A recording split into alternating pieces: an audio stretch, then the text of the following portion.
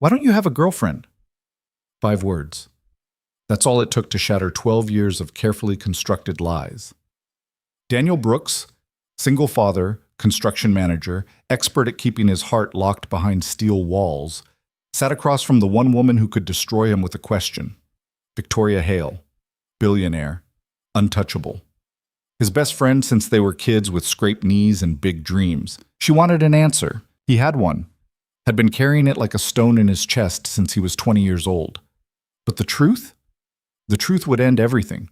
Or maybe it was the only thing that could save them. If you want to see how this impossible love story unfolds, stick with me until the end. And hey, drop a comment with your city name so I can see how far this story travels. Let's go. The question hung in the air between them like smoke from a dying fire. Daniel's hand froze halfway to his coffee mug. The ceramic was warm against his palm, but he barely felt it. All he could feel was the sudden, stupid hammering of his heart against his ribs, hard enough that he wondered if Victoria could hear it across the small kitchen table. "What?" His voice came out rougher than he intended. Victoria leaned back in her chair, one eyebrow raised in that way she had, the way that meant she wasn't going to let this go. Her dark hair was pulled back in a loose ponytail, and she was wearing an old college sweatshirt that had probably cost less than the watch on her wrist. Sunday mornings were the only time she looked like this. Normal. Approachable. Not like the woman whose face appeared in Forbes articles with titles like "The Empire Victoria Hale Built Before 30. "You heard me," she said, taking a sip of her own coffee. "Why don't you have a girlfriend? You're 32, Daniel. You're not bad looking." "Thanks for that ringing endorsement." "You're employed, you're a good father, you've got all your teeth." She gestured vaguely at him with her mug. "So what's the deal? Because I've known you for, 23 years? And I can count on one hand the number of actual relationships you've had." Daniel felt something twist in his chest. She wasn't wrong. There had been Sarah in college. That had lasted maybe 6 months before she got tired of him being emotionally unavailable. Then Jessica a few years later, right after his son was born. That one had ended even worse, with her throwing a pillow at his head and telling him he was in love with someone else and too stupid to admit it. She'd been right, of course, just wrong about who could do anything about it. "I've been busy," Daniel said, which was true, but also the weakest excuse he'd ever offered.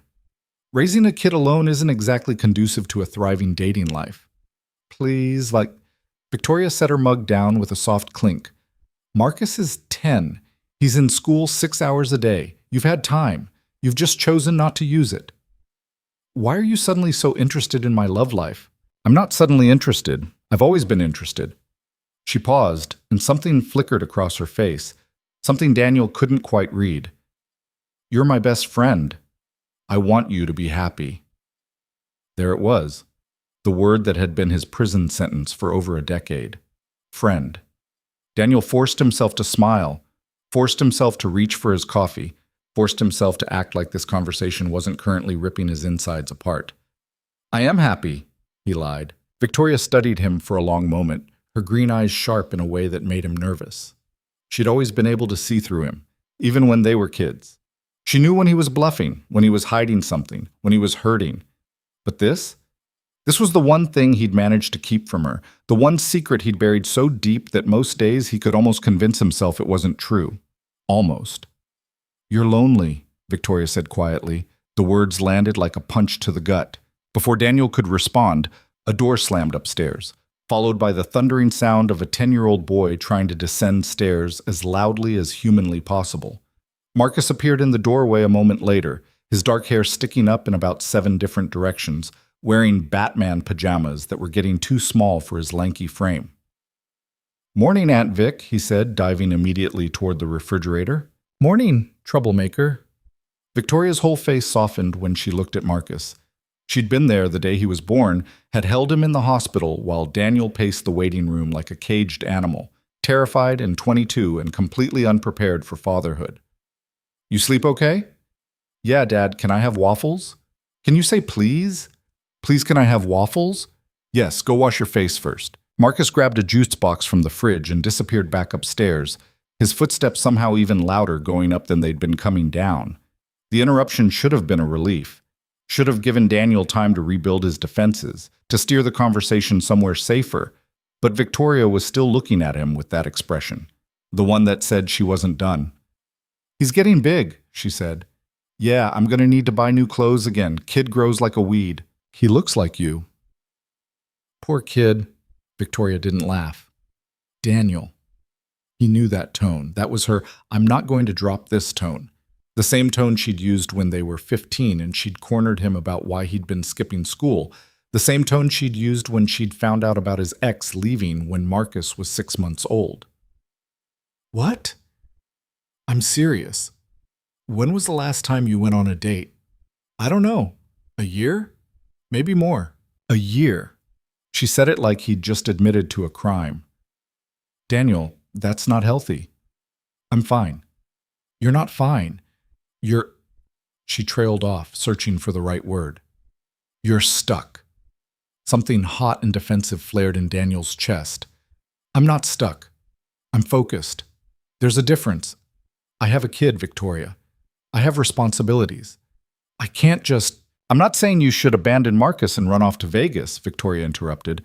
"I'm saying you deserve to have someone, to be happy, to not spend every single weekend alone after Marcus goes to bed." "I'm not alone. You're here most Sundays." "That's not the same thing." Daniel gritted his teeth. No, it wasn't the same thing. Because sitting across from Victoria in his kitchen, watching her drink coffee in his dead mother's favorite mug, watching the morning light catch in her hair, this wasn't dating. This was torture dressed up as friendship. This was loving someone who would never love you back. "Why are you pushing this?" he asked, and he hated how raw his voice sounded. Victoria was quiet for a moment. She twisted her mug in small circles on the table, her eyes fixed on the dark liquid inside. "Because I'm leaving," she finally said. The world tilted. "What?" "I'm expanding, opening a new headquarters in Chicago. I'll be gone for at least 6 months, maybe longer." She looked up at him, and there was something in her expression that made his chest ache. "I need to know you're going to be okay while I'm gone, that you're not going to just disappear into work and parenting and forget that you're allowed to have a life." Chicago, 6 months, maybe longer. Daniel felt like he'd been punched, like all the air had been sucked out of the room. "When?" His voice came out flat. 2 weeks. 2 weeks. He repeated it, trying to make it make sense. "You're leaving in 2 weeks, and you're just telling me now?" "I found out last week. It all happened fast. The deal came through and—" She stopped, shook her head. "I'm sorry. I should have told you sooner." Daniel stood up abruptly, his chair scraping against the floor. He needed to move, needed to do something with the sudden adrenaline flooding his system. "It's fine," he said, turning toward the sink even though there was nothing there that needed his attention. "It's your business, your life. You don't owe me a daily schedule." "Daniel, seriously, it's fine. Congratulations on the expansion. That's huge." He could feel her watching him, could feel the weight of her stare on his back. "This is exactly what I'm talking about," Victoria said quietly. "You do this thing where you just shut down, lock everything up. You've been doing it for years." "I'm not shutting down. I'm being supportive." "You're being a liar." Daniel turned around. Victoria was standing now too, her arms crossed over her chest. She looked frustrated and tired and beautiful, and Daniel had to physically fight the urge to cross the kitchen and pull her into his arms. "What do you want me to say?" he asked. "That I'm going to miss you?" "Fine, I'll miss you. Happy?" "No, I'm not happy because you're going to miss me and then you're going to be alone. I have Marcus. Marcus is 10. He needs a father, not a friend. And you need—" She stopped, her jaw working like she was physically holding back words. "I need what?"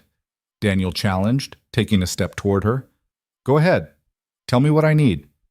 Victoria's eyes flashed. "You need to stop hiding." "I'm not hiding." "Yes, you are. You've been hiding for years, ever since—" She cut herself off, but the damage was done. The unspoken name hung between them like a ghost. Jenna, Marcus's mother. The woman who'd left a note on the kitchen counter and disappeared before the baby was 6 months old, leaving Daniel to figure out fatherhood alone. "Don't," Daniel said, his voice low and sharp. "Don't bring her into this. I'm not trying to hurt you. I'm trying to help you see that you've let what she did turn you into someone who doesn't let anyone in." "That's not true." "Really?" Name one person you've let get close to you in the last 10 years. One person besides Marcus. The answer was standing right in front of him. You, he wanted to say. You're the only person I've ever let close. The only person who's ever mattered. But he couldn't say that. Could never say that. Because Victoria was his best friend. Had been since they were 9 years old, and she'd moved in next door with her parents. Back before the money, before the empire. When she was just Vicky Hale, who liked to climb trees and hated wearing dresses. She'd been there through everything. Through his parents' divorce when he was 12. Through his dad's death when he was 17. Through the disaster with Jenna. Through every sleepless night with baby Marcus. Through every moment when he thought he was going to break under the weight of doing it alone. She was the constant. The thing he could count on when everything else fell apart. And he'd loved her through all of it. Had loved her when they were teenagers and she was dating that asshole from the baseball team. Had loved her through college when she was building her first startup and barely slept. Had loved her through every boyfriend, every breakup, every success and failure. Had loved her and never said a goddamn word. Because losing her friendship would destroy him. And telling her the truth guaranteed he'd lose her. See? Victoria said, and her voice had gone soft, sad. You can't even answer. Upstairs, Marcus was singing something off-key. The sound of running water echoed through the pipes. Daniel felt trapped, cornered in his own kitchen by a question he couldn't answer and a truth he couldn't tell. I let you in, he finally said, and his voice came out barely above a whisper. Victoria blinked. What? You asked who I've let close. It's you. It's always been you. Something shifted in her expression. Her arms dropped to her sides. Daniel, you're my best friend, Vic. You've been my best friend for over 20 years. If that's not letting someone in, I don't know what is. She was quiet for a long moment, her eyes searching his face like she was looking for something. Then why does it feel like there's still a wall between us? She asked quietly. Because there is, Daniel thought. Because I built it brick by brick to keep you from seeing the truth. I don't know what you want from me, he said instead. I want you to be honest with me. Really honest. Not the version of honesty where you tell me you're fine and you're happy and everything's great. The real version. The one where you admit that something's wrong. Nothing's wrong. You're lying. Victoria, why don't you have a girlfriend, Daniel? They were back to the original question. Full circle. Daniel felt something crack inside his chest. Felt 12 years of carefully maintained silence pressing against the back of his throat. Because I don't want one, he said, which was both true and completely false. Why not? Because... He stopped, running a hand through his hair. Because dating is complicated and I have a kid and I'm tired, okay? I'm just tired. It wasn't the truth, but it was close enough to make Victoria's expression soften. I know you're tired, she said. I know you've been carrying everything alone for a long time, but that's exactly why I want you to find someone, so you don't have to be alone anymore. The kindness in her voice was worse than anger would have been. Daniel turned away, bracing his hands on the counter. He stared out the window at the backyard, at the swing set he'd built when Marcus was 3, at the garden his mother had planted before she died, at the ordinary, quiet life he'd made for himself. A life that felt hollow every time Victoria left. What if I don't know how? He asked quietly. What if I'm just broken? What if Jenna leaving broke something in me and I can't fix it? He heard Victoria move behind him, felt her hand settle on his shoulder. You're not broken, she said firmly. You're scared. There's a difference. What am I supposed to be scared of? Her hand squeezed gently. Getting hurt again. Letting someone in and having them leave? Makes sense, Daniel. After what she did, this isn't about Jenna. The words came out sharper than he intended. He took a breath, tried to soften his tone. I mean, yeah, what she did sucked. But I'm over it. I've been over it for years. Then what is it about? Everything. Nothing. You. I don't know, Daniel lied. They stood there in silence, Victoria's hand still on his shoulder, the morning sun streaming through the window and illuminating all the dust motes dancing in the air. Marcus thundered back down the stairs. I'm ready for waffles! Victoria's hand dropped away. The moment broke. I'll make them, she offered, moving toward the cabinet where Daniel kept the waffle iron. You don't have to. I want to. She pulled out the iron, then glanced back at him. Besides, you make them wrong. I make them exactly according to the instructions. Exactly. That's the problem. She shot him a small smile, the first real one since this whole conversation started. Go sit with Marcus. I've got this. Daniel wanted to argue, but he was too tired, too wrung out from the conversation, from the revelation about Chicago, from the effort of keeping his face neutral when everything inside him was screaming. He went to the table where Marcus was now sitting, showing Daniel a drawing he'd made the night before, something involving robots and dinosaurs, and what might have been a spaceship. This is awesome, buddy, Daniel said, and meant it. Marcus beamed at him, already launching into an explanation of the storyline, and Daniel tried to focus, tried to be present for his son instead of watching Victoria move around his kitchen like she belonged there, like she'd always belonged there, which was the problem, wasn't it? Victoria had always fit so perfectly into his life that imagining it without her felt impossible. She knew where he kept the good coffee, knew that Marcus liked his waffles slightly burnt on the edges, knew that Daniel took his scrambled eggs with too much pepper and no cheese. She knew him, better than anyone else ever had or ever would, and in 2 weeks she'd be gone. The waffle iron hissed. Victoria hummed something under her breath, some pop song Marcus had probably introduced her to.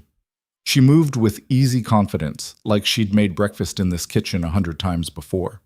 Because she had. Sunday mornings had become their routine somewhere along the way.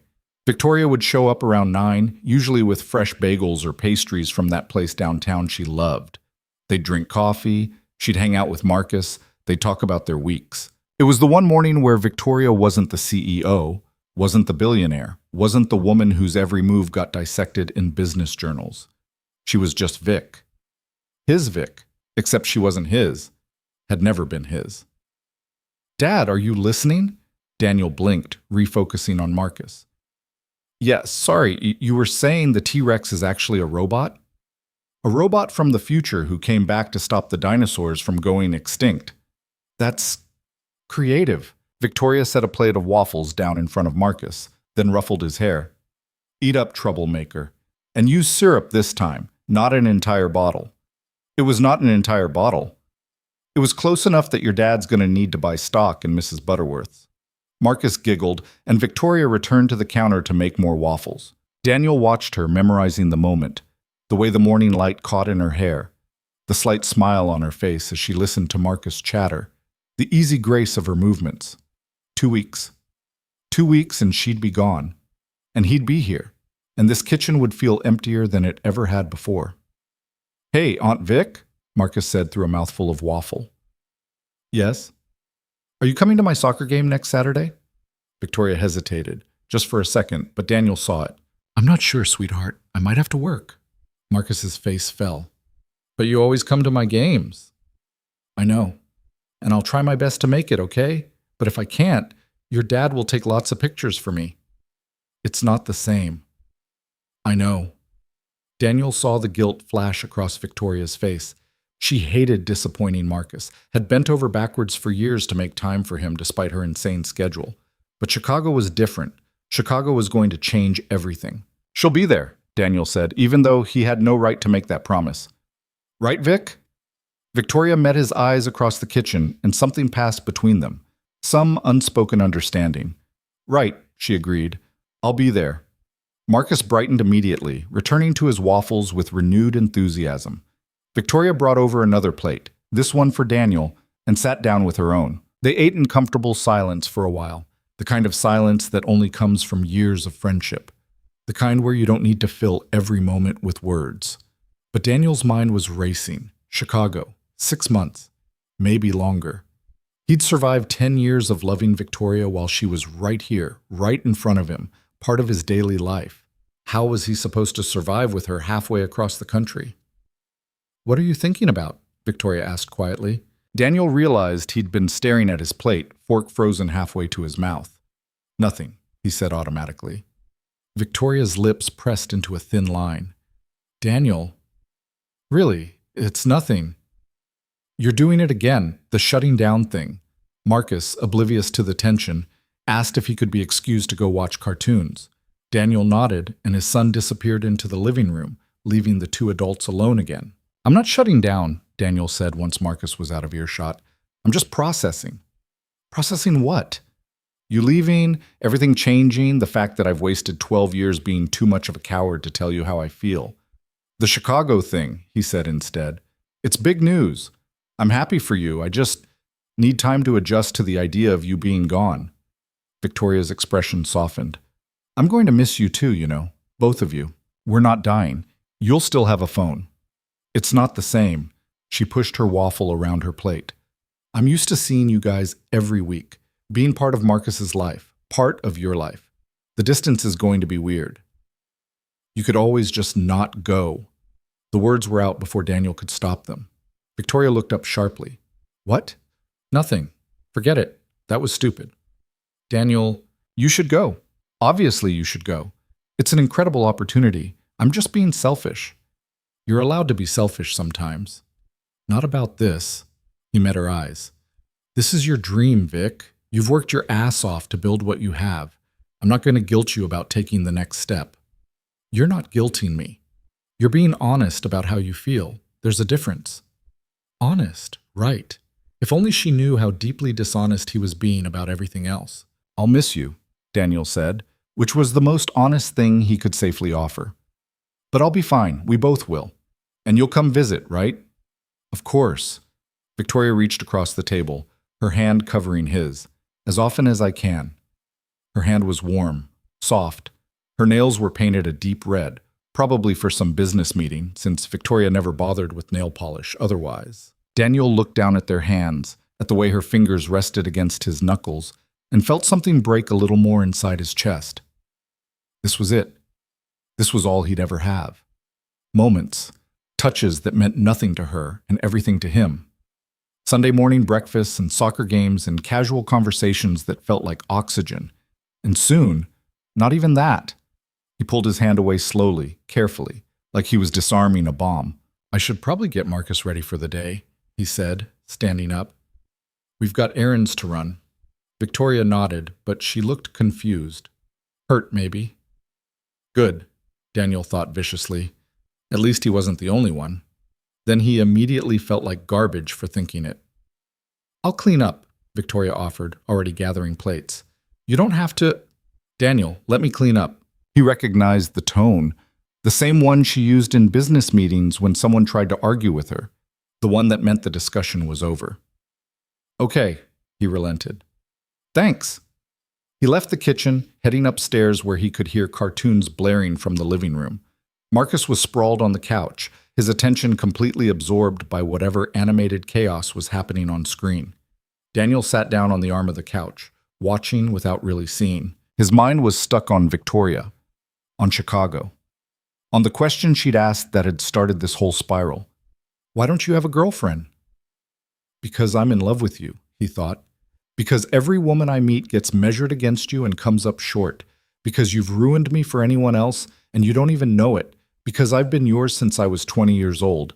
And I'm too much of a coward to tell you. Downstairs, he could hear Victoria moving around the kitchen. The sound of running water, the clink of dishes.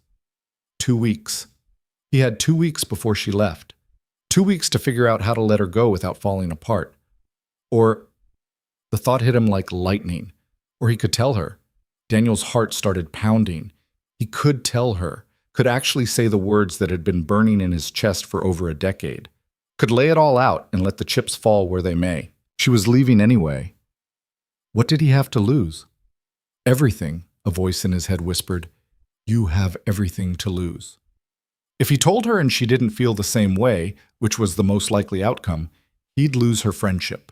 Lose the Sunday mornings and the soccer games and the easy comfort of having her in his life. He'd lose the only person outside of Marcus who made him feel less alone. But if he didn't tell her, he'd spend the rest of his life wondering if she'd ever felt the same way. Wondering if he'd missed his chance. Wondering if the loneliness he felt was actually self-inflicted. Marcus glanced up at him. You okay, Dad? Daniel realized he'd been gripping the arm of the couch hard enough to make his knuckles white. Yeah, buddy, I'm fine. You look weird. Thanks for that. I mean it, you have your thinking face on. My thinking face? Yeah, the one you make when you're trying to figure something out and it's really hard. Smart kid. Too smart sometimes. Daniel forced himself to relax, to smile. Just thinking about work stuff. Nothing important. Marcus accepted this with a shrug and returned to his cartoons. Victoria appeared in the doorway a few minutes later, her purse over her shoulder. "I should get going," she said. "I've got meetings this afternoon." Sunday meetings. Of course she did. Daniel stood up. "I'll walk you out." They went to the front door in silence.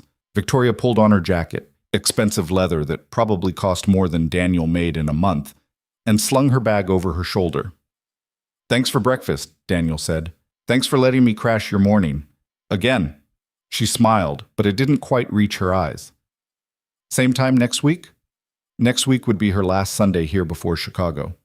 "Yeah," Daniel said, "same time." Victoria hesitated, her hand on the doorknob. She looked like she wanted to say something. "What?" Daniel prompted. "I meant what I said earlier, about wanting you to be happy, to find someone." The words felt like sandpaper against an open wound. "I know," Daniel said. "Promise me you'll at least try while I'm gone." "Vic?" "Promise me, Daniel, please." She was looking at him with those green eyes, the ones that had always been able to get him to agree to just about anything. "I promise," he lied. Victoria studied him for a moment longer, like she could see through the lie but didn't know how to call him on it. Then she did something unexpected. She stepped forward and hugged him. It wasn't unusual. They'd hugged plenty of times over the years, but this felt different, tighter, more desperate. Victoria's arms wrapped around his waist, her head against his chest, and Daniel had to physically stop himself from pulling her closer, from burying his face in her hair, from telling her everything. "I'm really going to miss you," she said, her voice muffled against his shirt. "I'll miss you too." They stood there for a moment that felt both too long and not long enough. Then Victoria pulled back, wiping at her eyes quickly. "Sorry," she said. "I'm being emotional." "You're allowed to be emotional." "Not usually." She laughed, but it sounded shaky. "I should go. Tell Marcus I'll see him at his game next week." "I will." She opened the door, letting in a blast of cool autumn air. "Bye, Daniel." "Bye, Vic." She walked to her car, some sleek, expensive thing that looked like it belonged in a showroom rather than parked on a residential street. She gave him one last wave before getting in. Daniel watched her drive away, standing in the doorway until her car disappeared around the corner. Then he went back inside, closed the door, and leaned against it. 2 weeks. He had 2 weeks to figure out if he was brave enough to tell the truth, or if he was going to spend the rest of his life being a coward. The week crawled by like something wounded. Daniel went through the motions, got Marcus to school on time, showed up to job sites, reviewed blueprints, approved work orders. He smiled when he was supposed to smile, nodded when he was supposed to nod, and managed to convince everyone around him that he was fine. He wasn't fine. Every time his phone buzzed, his heart jumped, hoping it was Victoria. Sometimes it was. A quick text about Marcus's soccer schedule, or a funny meme she thought he'd like, or a complaint about some board meeting that had run 3 hours too long. Normal stuff, friend stuff. It was killing him. By Thursday, Daniel had almost convinced himself that the smart thing, the right thing, was to keep his mouth shut, to let Victoria go to Chicago, maintain their friendship long distance, and eventually get over whatever this was that had been eating him alive for the past decade. Then Marcus came home from school with a permission slip for a field trip, and Daniel's careful resolve started cracking again.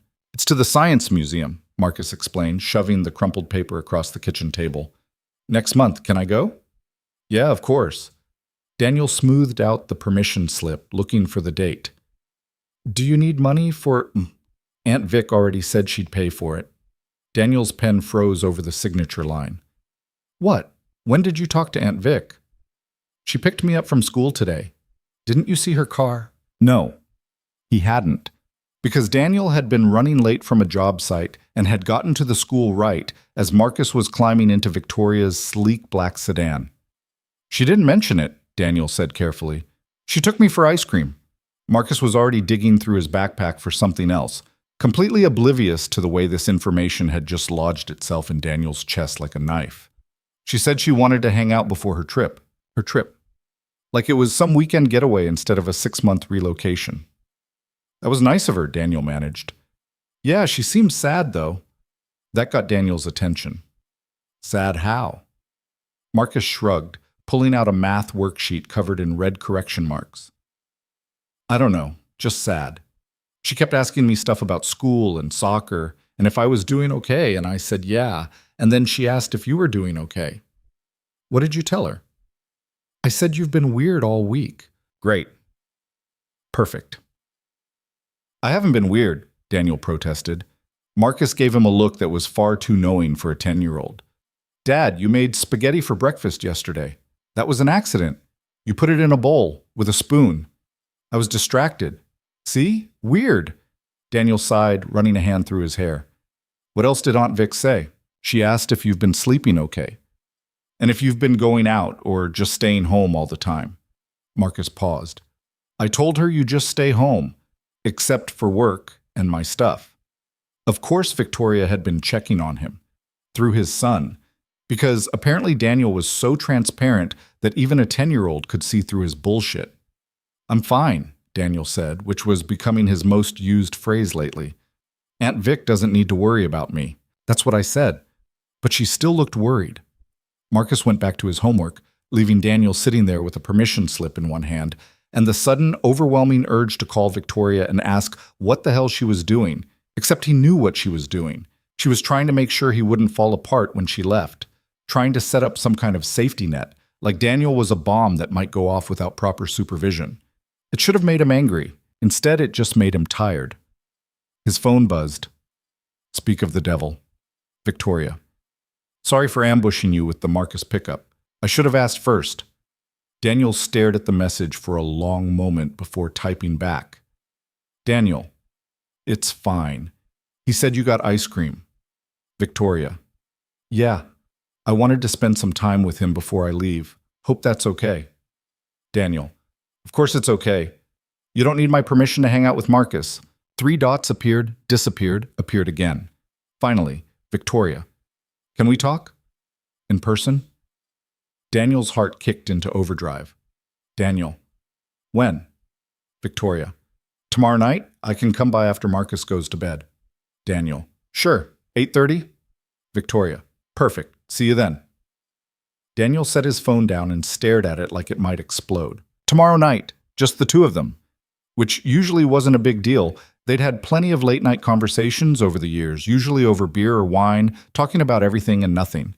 But this felt different. This felt like something was about to break. Marcus's soccer game on Saturday came faster than Daniel was ready for. The weather was perfect.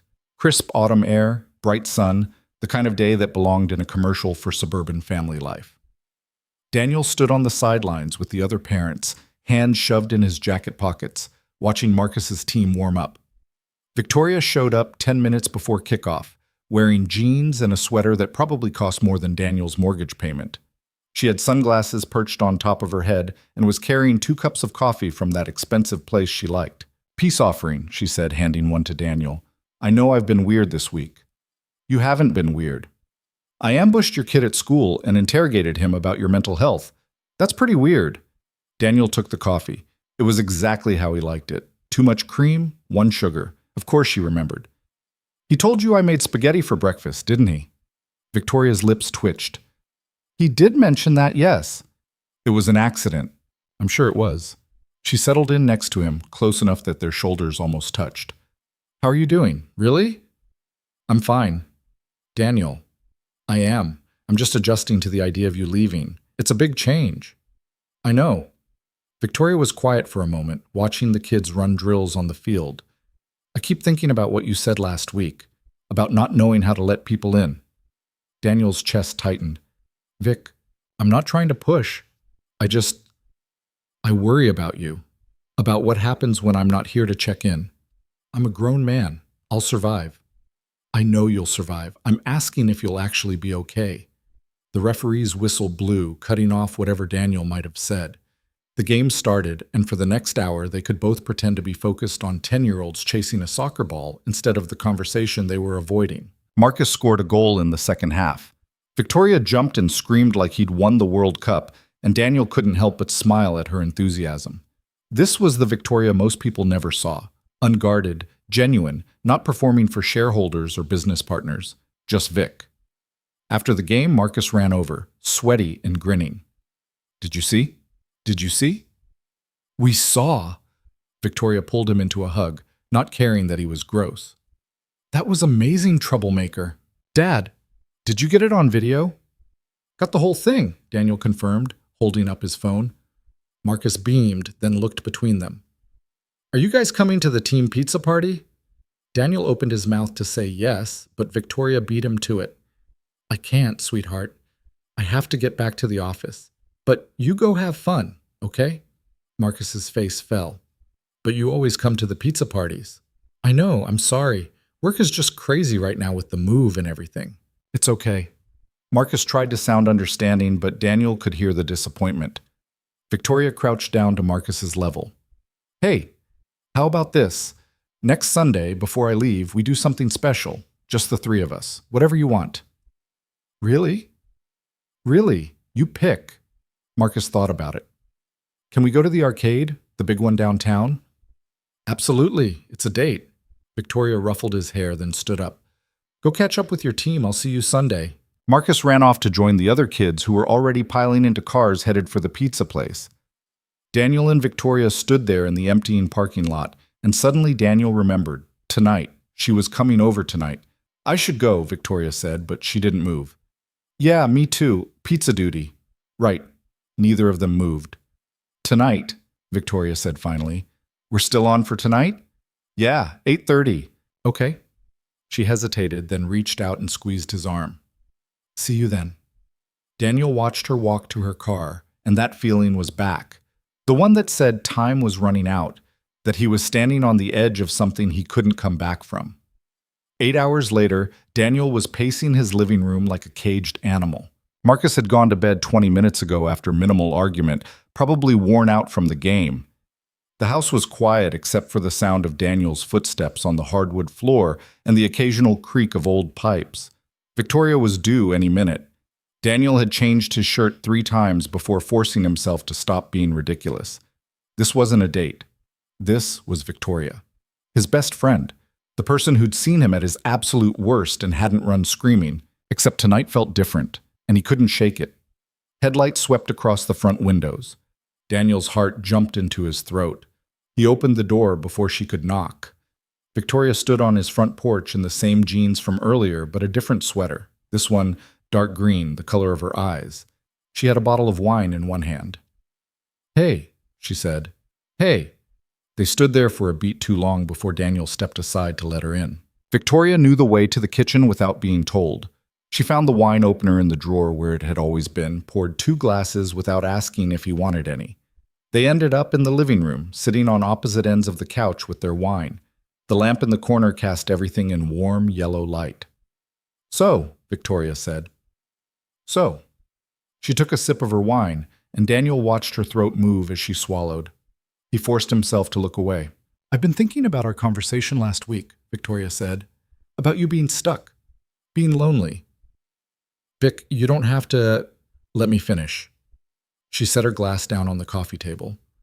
I've been thinking about it, and I realized something. I'm a hypocrite. That wasn't what Daniel had been expecting. What are you talking about? I gave you all this advice about dating and not being alone and putting yourself out there, but I'm just as bad as you are. Daniel frowned. You date. I go on dates. There's a difference. Victoria pulled her legs up under her, getting comfortable in that way she always did when she was settling in for a long conversation. I go out with men who look good on paper, who understand the business world, who don't get intimidated by the money or the success, and it never goes anywhere. Why not? Victoria was quiet for a long moment, her fingers tracing the rim of her wine glass. Because they're not what I want, she said finally. Something in her tone made Daniel's pulse quicken. What do you want? He asked, even though he wasn't sure he could handle the answer. Victoria looked at him, really looked at him, and there was something in her expression that Daniel couldn't read. I don't know, she said, but it sounded like a lie. The silence stretched between them, heavy with things neither of them was saying. Can I ask you something? Victoria said. Yeah. That day, last week, when I asked why you don't have a girlfriend. She paused. You said it was because you're tired and you have Marcus and dating is complicated, but that's not the real reason, is it? Daniel's hands tightened around his wine glass. Vic, because I've known you for 23 years, Daniel. I know when you're lying to me. I wasn't lying. You weren't telling the whole truth either. Daniel set his wine down before he broke the glass. Why does it matter? Because I'm trying to understand. Victoria leaned forward, her elbows on her knees.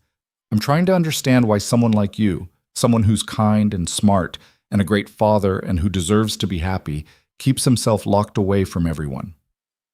I don't lock myself away from everyone. I have you. You have me as a friend. That's different. Is it? Yes, Victoria said, but she didn't sound entirely convinced. Daniel felt something building in his chest.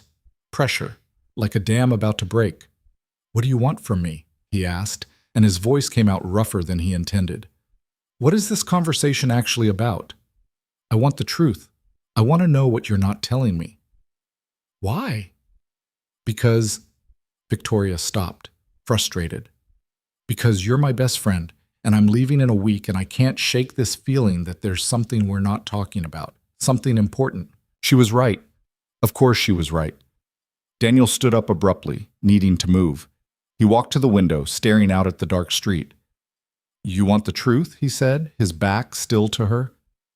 Yes. The truth is... He stopped. The words were right there, pressing against his teeth, demanding to be let out. The truth is complicated. Try me. Daniel turned around. Victoria was watching him with those green eyes, patient and persistent and completely unaware of what she was asking for. You asked me why I don't date, Daniel said slowly. Why I don't let people in. And you're right. What I told you wasn't the whole truth. Victoria stood up, taking a step toward him. So tell me the whole truth. The whole truth is that I can't date because... He stopped, his throat closing up. Because everyone I meet is wrong. Wrong how? Just wrong. Wrong personality, wrong sense of humor, wrong laugh, wrong everything. Daniel, no one's perfect. I know that. That's not what I mean. He ran a hand through his hair, frustration bleeding into his voice. I mean, they're wrong because they're not... He cut himself off before he could finish the sentence. But Victoria was too smart, too perceptive. They're not what? She pressed. Daniel looked at her, really looked at her, and felt 12 years of careful control starting to crumble. They're not you, he said quietly. The words hung in the air between them like a grenade with the pin pulled. Victoria went very still. What? They're not you, Daniel repeated, louder this time, steadier. Now that he'd started, he couldn't seem to stop. Every woman I've ever dated, everyone I've tried to care about, they're not you, and I can't get past that. Victoria's face had gone pale. Daniel, you asked for the truth. That's the truth. I don't have a girlfriend because I've been in love with the same woman for 12 years and she's standing in my living room asking me why I'm lonely. The silence that followed was deafening. Victoria just stood there, staring at him like he'd grown a second head. Daniel felt like he was falling, like the ground had opened up beneath him and he was plummeting into nothing. Say something, he said when he couldn't take the silence anymore. Victoria opened her mouth, closed it, opened it again. How long? She finally asked, her voice barely above a whisper. Since we were 20, maybe before that. I don't know exactly when it started. It just was. 12 years. She said it like she was testing the weight of the number. You've been in love with me for 12 years and you never said anything? What was I supposed to say? You're my best friend, Vic. You've been my best friend since we were kids. Telling you would have ruined everything. So you just... what? Suffered in silence? Daniel let out a harsh laugh. Pretty much, yeah. That's... Victoria pressed her hands to her face. That's insane, Daniel. That's completely insane. I know. Why are you telling me now? Because you asked. Because you're leaving. Because I'm tired of lying. He took a step toward her. Because maybe I'm hoping that if I tell you the truth now, I can finally let it go when you're gone. Victoria dropped her hands, and her eyes were shining with unshed tears. Let it go? Yeah. Maybe if I say it out loud, if I stop hiding from it, I can move on. Find someone who actually makes sense. Someone who isn't halfway across the country building an empire. Daniel, I'm not asking you for anything, he cut her off. I'm not expecting you to feel the same way. I know you don't. I just needed you to know why I am the way I am. Why I'm stuck, like you said. Why I can't seem to let anyone else in. Victoria was crying now, tears sliding down her cheeks. You should go, Daniel said, even though the words felt like they were tearing him apart. This was a mistake. I shouldn't have. No. Victoria's voice was firm. Don't do that. Don't tell me something like that and then shut down on me. What do you want me to say? I want you to tell me why. She moved closer, and Daniel could see the confusion and hurt and something else in her eyes. Why didn't you ever say anything? In 12 years, why didn't you ever just tell me? Because I was terrified, Daniel said simply. Because losing you as a friend would have destroyed me, still would destroy me. And I convinced myself that having you in my life like this was better than not having you at all. But you were miserable. Sometimes, not always, sometimes just being around you was enough. Victoria wiped at her eyes roughly. I don't understand how I didn't see it. How did I not know? Because I got really good at hiding it. Jessica, Victoria said suddenly, your ex. She said something once after you guys broke up. She said you were in love with someone else. I asked who and you said no one. You lied to my face. Yeah. And Sarah? In college? Same thing. She figured it out too. Said I was emotionally unavailable because my heart was already taken. Victoria let out a shaky breath. All this time, all these years, how many relationships did you sabotage because of me? It wasn't because of you, it was because of me. Because I couldn't let go of something that was never going to happen. You don't know that. Daniel froze. What? Victoria was looking at him with an expression he'd never seen before. You don't know that it was never going to happen. Vic, don't. Don't say things just to make me feel better. I'm not. She closed the distance between them, and suddenly she was right there, close enough that Daniel could smell her perfume. You think I haven't noticed that every man I date is wrong? That no matter how good they look on paper, something's always missing? Daniel's heart was pounding so hard he could hear it in his ears. What are you saying? I'm saying maybe you're not the only one who's been hiding. The world tilted. That's not funny, Daniel managed. Do I look like I'm joking? She didn't. She looked scared and serious and so beautiful it hurt to look at her. You can't. Daniel shook his head. You date millionaires and tech moguls and guys who went to Harvard. You can't possibly feel the same way about my best friend who's been there through everything, who knows me better than anyone else, who I talk to every day and miss when he's not around? Victoria's voice was shaking. Why can't I? Because you never said anything. Because I thought you'd never see me that way. Victoria's voice cracked.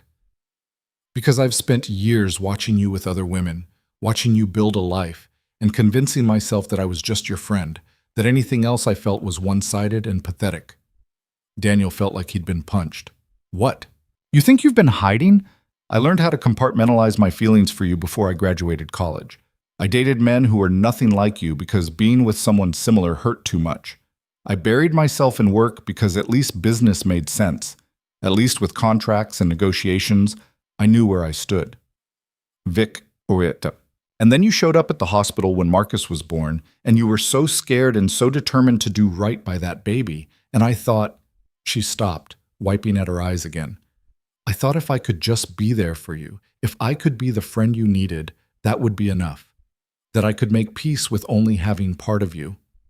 Daniel couldn't breathe, couldn't think. But it wasn't enough, Victoria continued. It's never been enough. And now I'm leaving for Chicago, and I don't know how to be gone from you for 6 months. I don't know how to not see you every week, how to not be part of Marcus's life, how to not... Daniel kissed her. He didn't plan it, didn't think about it. 1 second she was talking, and the next his hands were in her hair, and his mouth was on hers, and 12 years of wanting crashed over him like a wave. Victoria made a small sound of surprise, then kissed him back. And oh, it was everything Daniel had imagined, and nothing like he'd expected.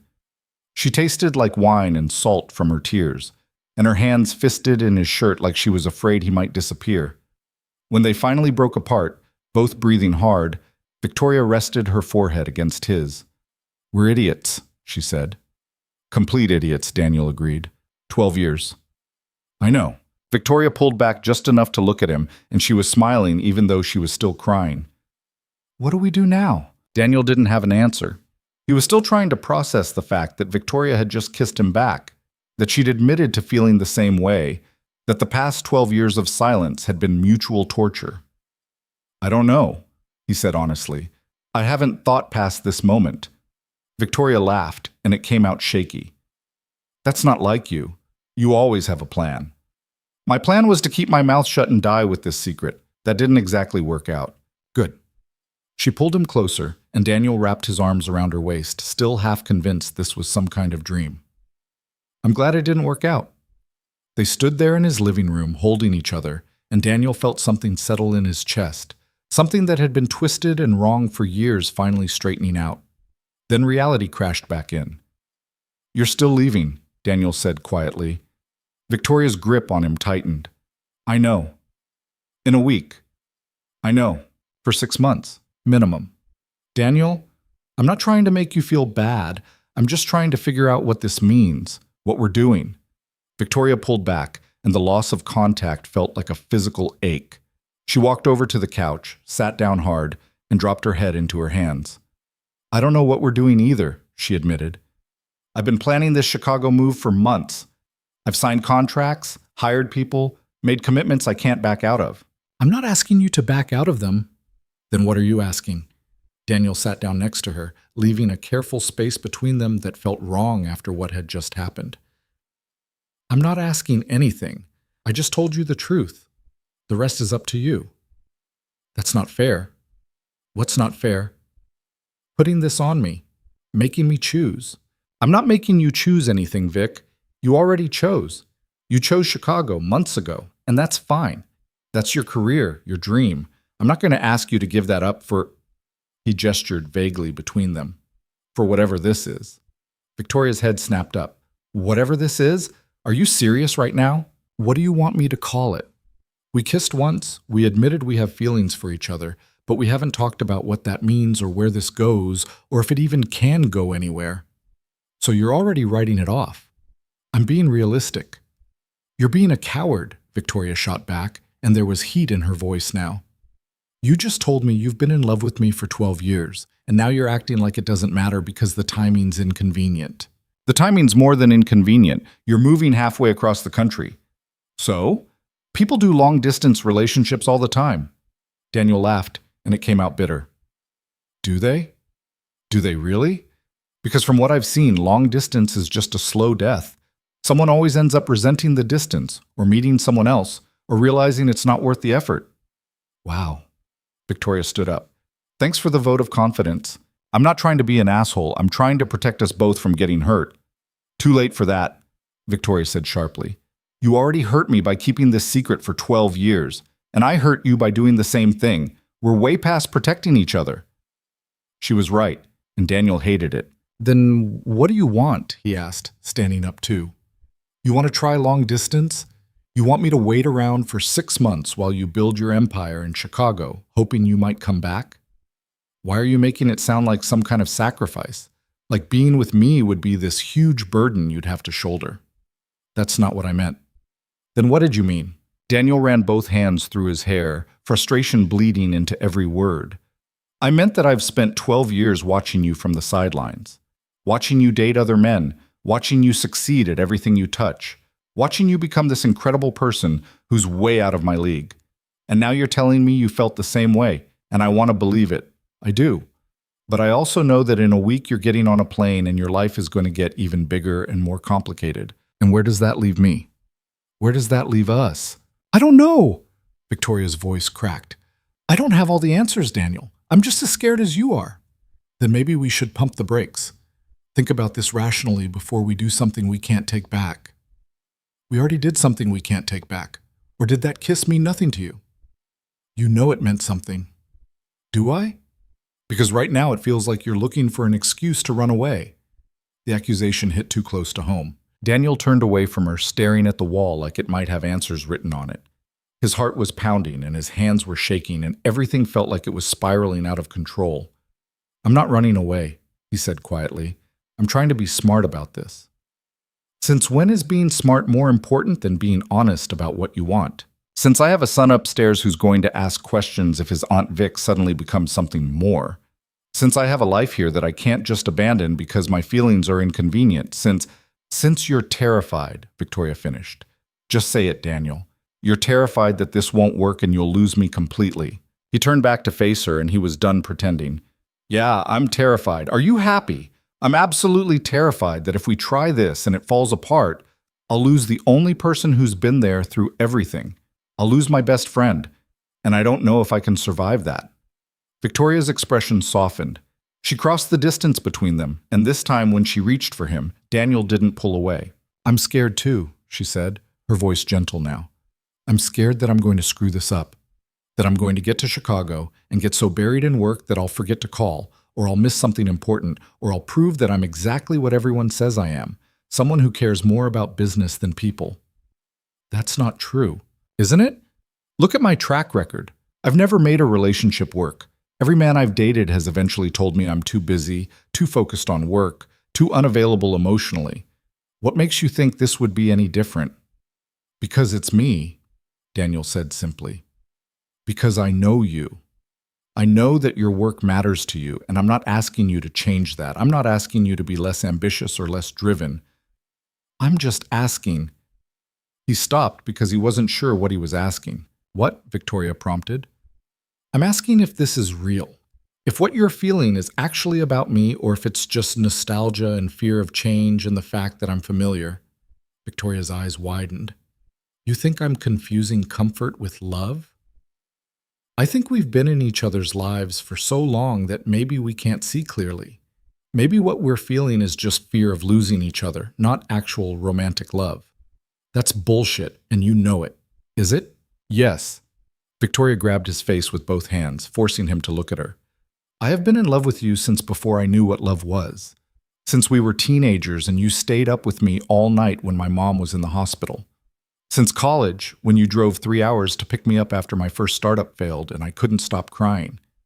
Since the day Marcus was born and I watched you hold him and I realized I wanted that, wanted a family with you, wanted a life with you. This isn't convenience, Daniel. This isn't fear. This is the most real thing I've ever felt. Daniel's throat tightened. Vic, and if you don't feel the same way, if what you said earlier was just you trying to explain why you're stuck, then tell me now. Tell me so I can leave and we can go back to being friends and I can stop hoping for something that's never going to happen. I can't go back to being just friends, Daniel said roughly. Not after tonight, not after knowing you feel the same way. Then what do you want to do? Daniel looked at her, really looked at her, and made a decision that terrified him. I want to try, he said. I want to figure out how to make this work, even with Chicago, even with the distance. I want to stop wasting time being afraid of losing you and actually take a chance on having you. Victoria's eyes filled with tears again. Yeah? Yeah. He pulled her closer, resting his forehead against hers. But we have to be honest with each other. No more hiding, no more pretending we're fine when we're not. If this is going to work, we have to actually communicate. I can do that. And we have to tell Marcus. Soon. I'm not going to sneak around or lie to my kid about what's happening. Agreed. But maybe we wait until after Chicago? See if this actually works before we complicate his life. Daniel considered it. That's fair. But if we're still doing this in a month, 2 months, we tell him. Deal. They kissed again, and this time it was slower, softer, less desperate, and more deliberate, like they were both trying to memorize the feeling. When they finally pulled apart, Victoria glanced at her watch and winced. It's almost midnight. I should go. You could stay, Daniel offered, then immediately felt like an idiot. I mean, not like that. I just meant it's late, and you could take the guest room if... Victoria smiled. I know what you meant, but I should go home. We both need to think about this with clear heads, and that's not going to happen if I stay. She was probably right, but Daniel still hated the idea of her leaving. They walked to the front door together, and Victoria grabbed her jacket from where she'd draped it over the back of a chair. Sunday, she said. The arcade with Marcus. Are we still doing that? Yeah, of course. Okay, and maybe after we drop him off we can talk more? Figure out logistics and expectations and all the practical stuff we're too emotional to deal with right now. Sounds good. Victoria leaned up and kissed him one more time, quick and sweet. Good night, Daniel. Good night, Vic. He watched her drive away, then closed the door and leaned against it, trying to process everything that had just happened. Upstairs, he heard a floorboard creak. Daniel's heart stopped. He took the stairs two at a time and found Marcus standing in the hallway, rubbing his eyes. Hey, buddy, what are you doing up? I heard voices. Was Aunt Vic here? Yeah, she came by to talk about Sunday. Marcus nodded sleepily. Is she still sad? The question caught Daniel off guard. What do you mean? She seemed sad at my game, like she didn't want to leave. Smart kid. Too damn smart. She's going to miss us when she goes to Chicago, Daniel said carefully. But she'll visit and we'll talk to her all the time. Okay. Marcus yawned. Dad? Yeah? Do you love Aunt Vic? Daniel's brain short-circuited. What? Jake's parents got divorced because his dad loved someone else, and you don't have a girlfriend. So I was wondering if maybe you love Aunt Vic. For a 10-year-old, Marcus had terrible timing. Daniel crouched down to his son's level. Why are you asking me that? Marcus shrugged. You're always happy when she's around, and you get sad when she leaves, and you look at her the way Jake's mom looks at her new boyfriend. Christ. He thought he'd been subtle. It's complicated, Daniel said finally. That's what grown-ups say when the answer is yes. When did you get so smart? I've always been smart. You just don't notice because you're busy being weird about Aunt Vic. Daniel couldn't help but laugh. Okay, you got me. Yeah, I love Aunt Vic, but it's complicated because she's my best friend and she's moving away and we're trying to figure out what that means. So you're going to date her? Maybe, if she wants to, if we can make it work with her in Chicago. Marcus thought about this for a moment. Would she be my mom? The question hit Daniel like a truck. I don't know, buddy. That's way down the road. Right now we're just trying to figure out if we can be more than friends. Okay. I think you should try. Yeah? Yeah, she makes you less weird. And she's already basically my mom anyway. She comes to my games and helps with homework and buys me ice cream, so it wouldn't be that different. Daniel pulled Marcus into a hug, his chest tight with emotion he couldn't quite name. You're a pretty great kid, you know that? I know. Can I go back to bed now? Yeah, go on. Marcus trudged back to his room, and Daniel stood in the hallway for a long moment, trying to process the fact that his 10-year-old had just given him relationship advice. The rest of the week passed in a blur of text messages and phone calls that felt different now.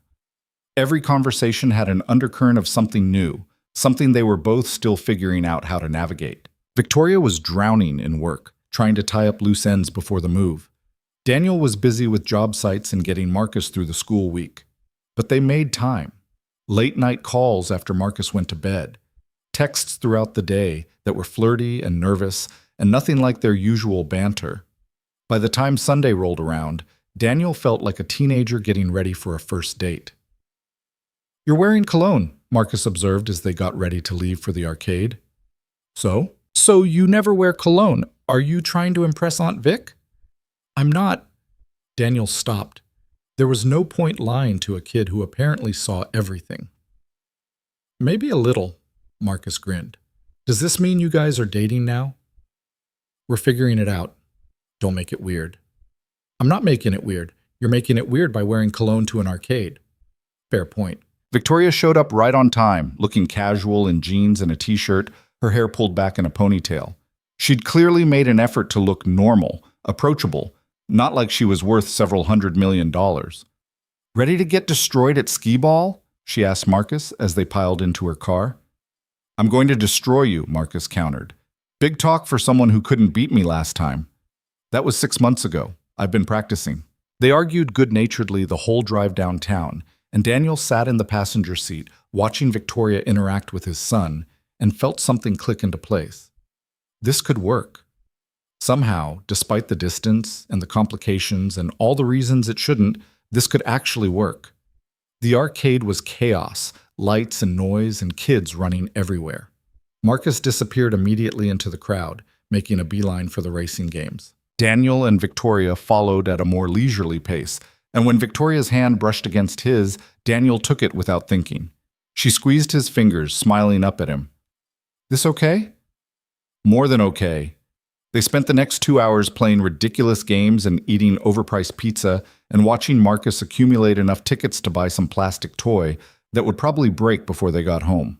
It was perfect, easy, normal, exactly what Daniel had been afraid they'd lose. When Marcus finally wore himself out, they headed back to the car. The kid fell asleep in the back seat before they even got out of the parking garage. "He's getting too old for that," Victoria said softly, glancing in the rearview mirror. "I know. Won't be long before he's too cool to hang out with us at all." "Don't say that. I can't handle the idea of Marcus being a teenager. You and me both." They drove in comfortable silence for a while, Marcus snoring softly in the back. When they got to Daniel's house, he carried Marcus inside and got him settled in bed without fully waking him up. When he came back downstairs, Victoria was in the kitchen making coffee, like she'd done 100 times before. Except everything was different now. "We should talk," Victoria said, handing him a mug. "Yeah, we should." They sat at the kitchen table and Daniel was hit with déjà vu. This was where it had all started a week ago, where Victoria had asked that question that had unraveled everything. "I leave on Friday," Victoria said. 4 days. "I know. And I'll be gone for at least 6 months, possibly longer depending on how the expansion goes." "I know that too." Victoria wrapped her hands around her mug. "I've been thinking about logistics, about how we make this work." "Okay. I can fly back once a month, maybe twice if things aren't too crazy. And you could come to Chicago too, if you can get someone to watch Marcus. My sister owes me about 1 million babysitting favors. I'm sure I can work something out. And we video call, every night if possible. I know it's not the same as being there, but it's better than nothing," Daniel finished. Victoria nodded. "I'm going to screw this up sometimes. I'm going to get buried in work and forget to call or miss something important. And when that happens, I need you to call me out on it. Don't just let it slide and build up resentment." "Same goes for you. If I'm being distant or weird, tell me." "Deal." Victoria took a sip of her coffee, then set it down. "Can I ask you something?" "Anything. Do you really think we can do this? Or are you just saying we can because you don't want to hurt me?" Daniel reached across the table and took her hand. "I think it's going to be hard. I think we're going to have fights and misunderstandings and moments where we both wonder if it's worth it. But yeah, I think we can do this. Because I've spent 12 years not having you, and I'm not going back to that if I can help it." Victoria's eyes got shiny. "I really wish you weren't so good at saying the right thing." "Why?" "Because it makes it harder to leave." "Then don't leave." The words were out before Daniel could stop them. Victoria's expression crumpled. "Daniel, I'm kidding, mostly." He squeezed her hand. "You have to go. I know that. I'm just saying I'm going to miss the hell out of you." "I'm going to miss you too." She stood up, pulling him to his feet. "Walk me out?" They went to the front door, moving slowly like they were both trying to delay the inevitable. "Friday," Victoria said. "My flight's at 10 in the morning. Will you come to the airport?"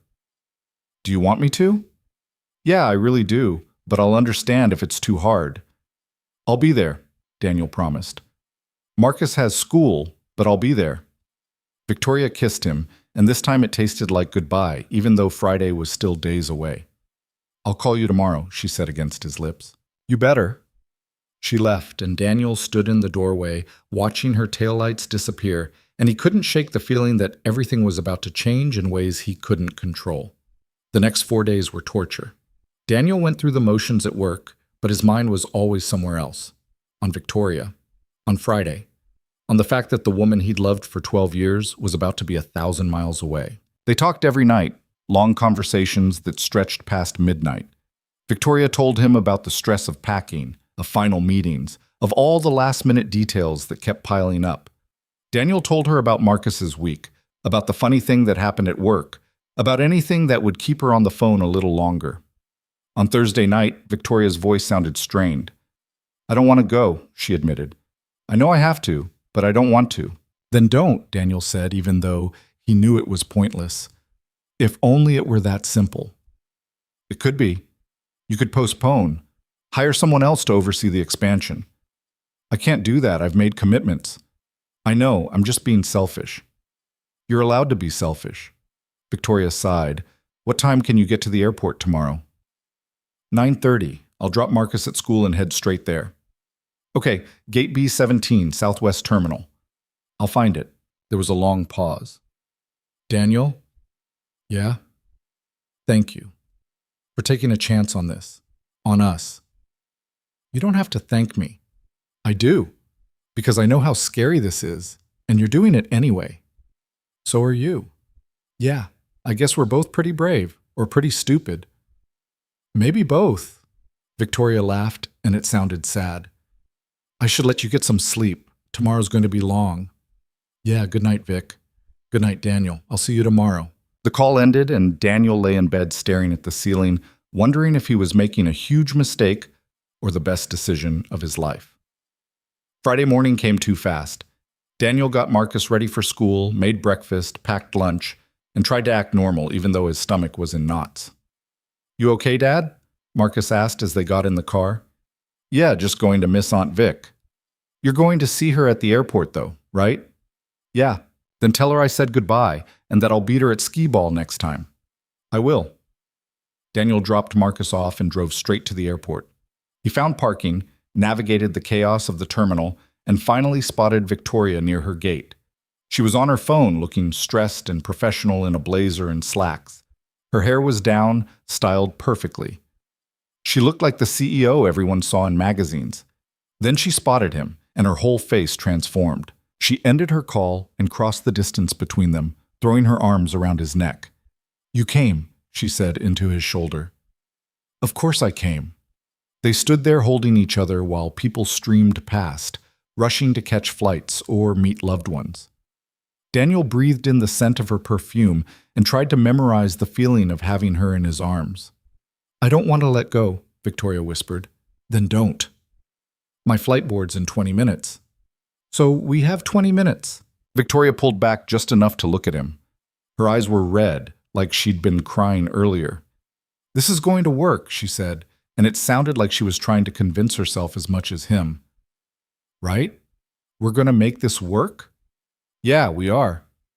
Promise me something. Anything. Promise me you won't give up on us. Even when it gets hard. Even when I'm terrible at staying in touch, or you're frustrated with the distance. Promise me you'll fight for this. I promise, Daniel said, but you have to promise me the same thing. I promise.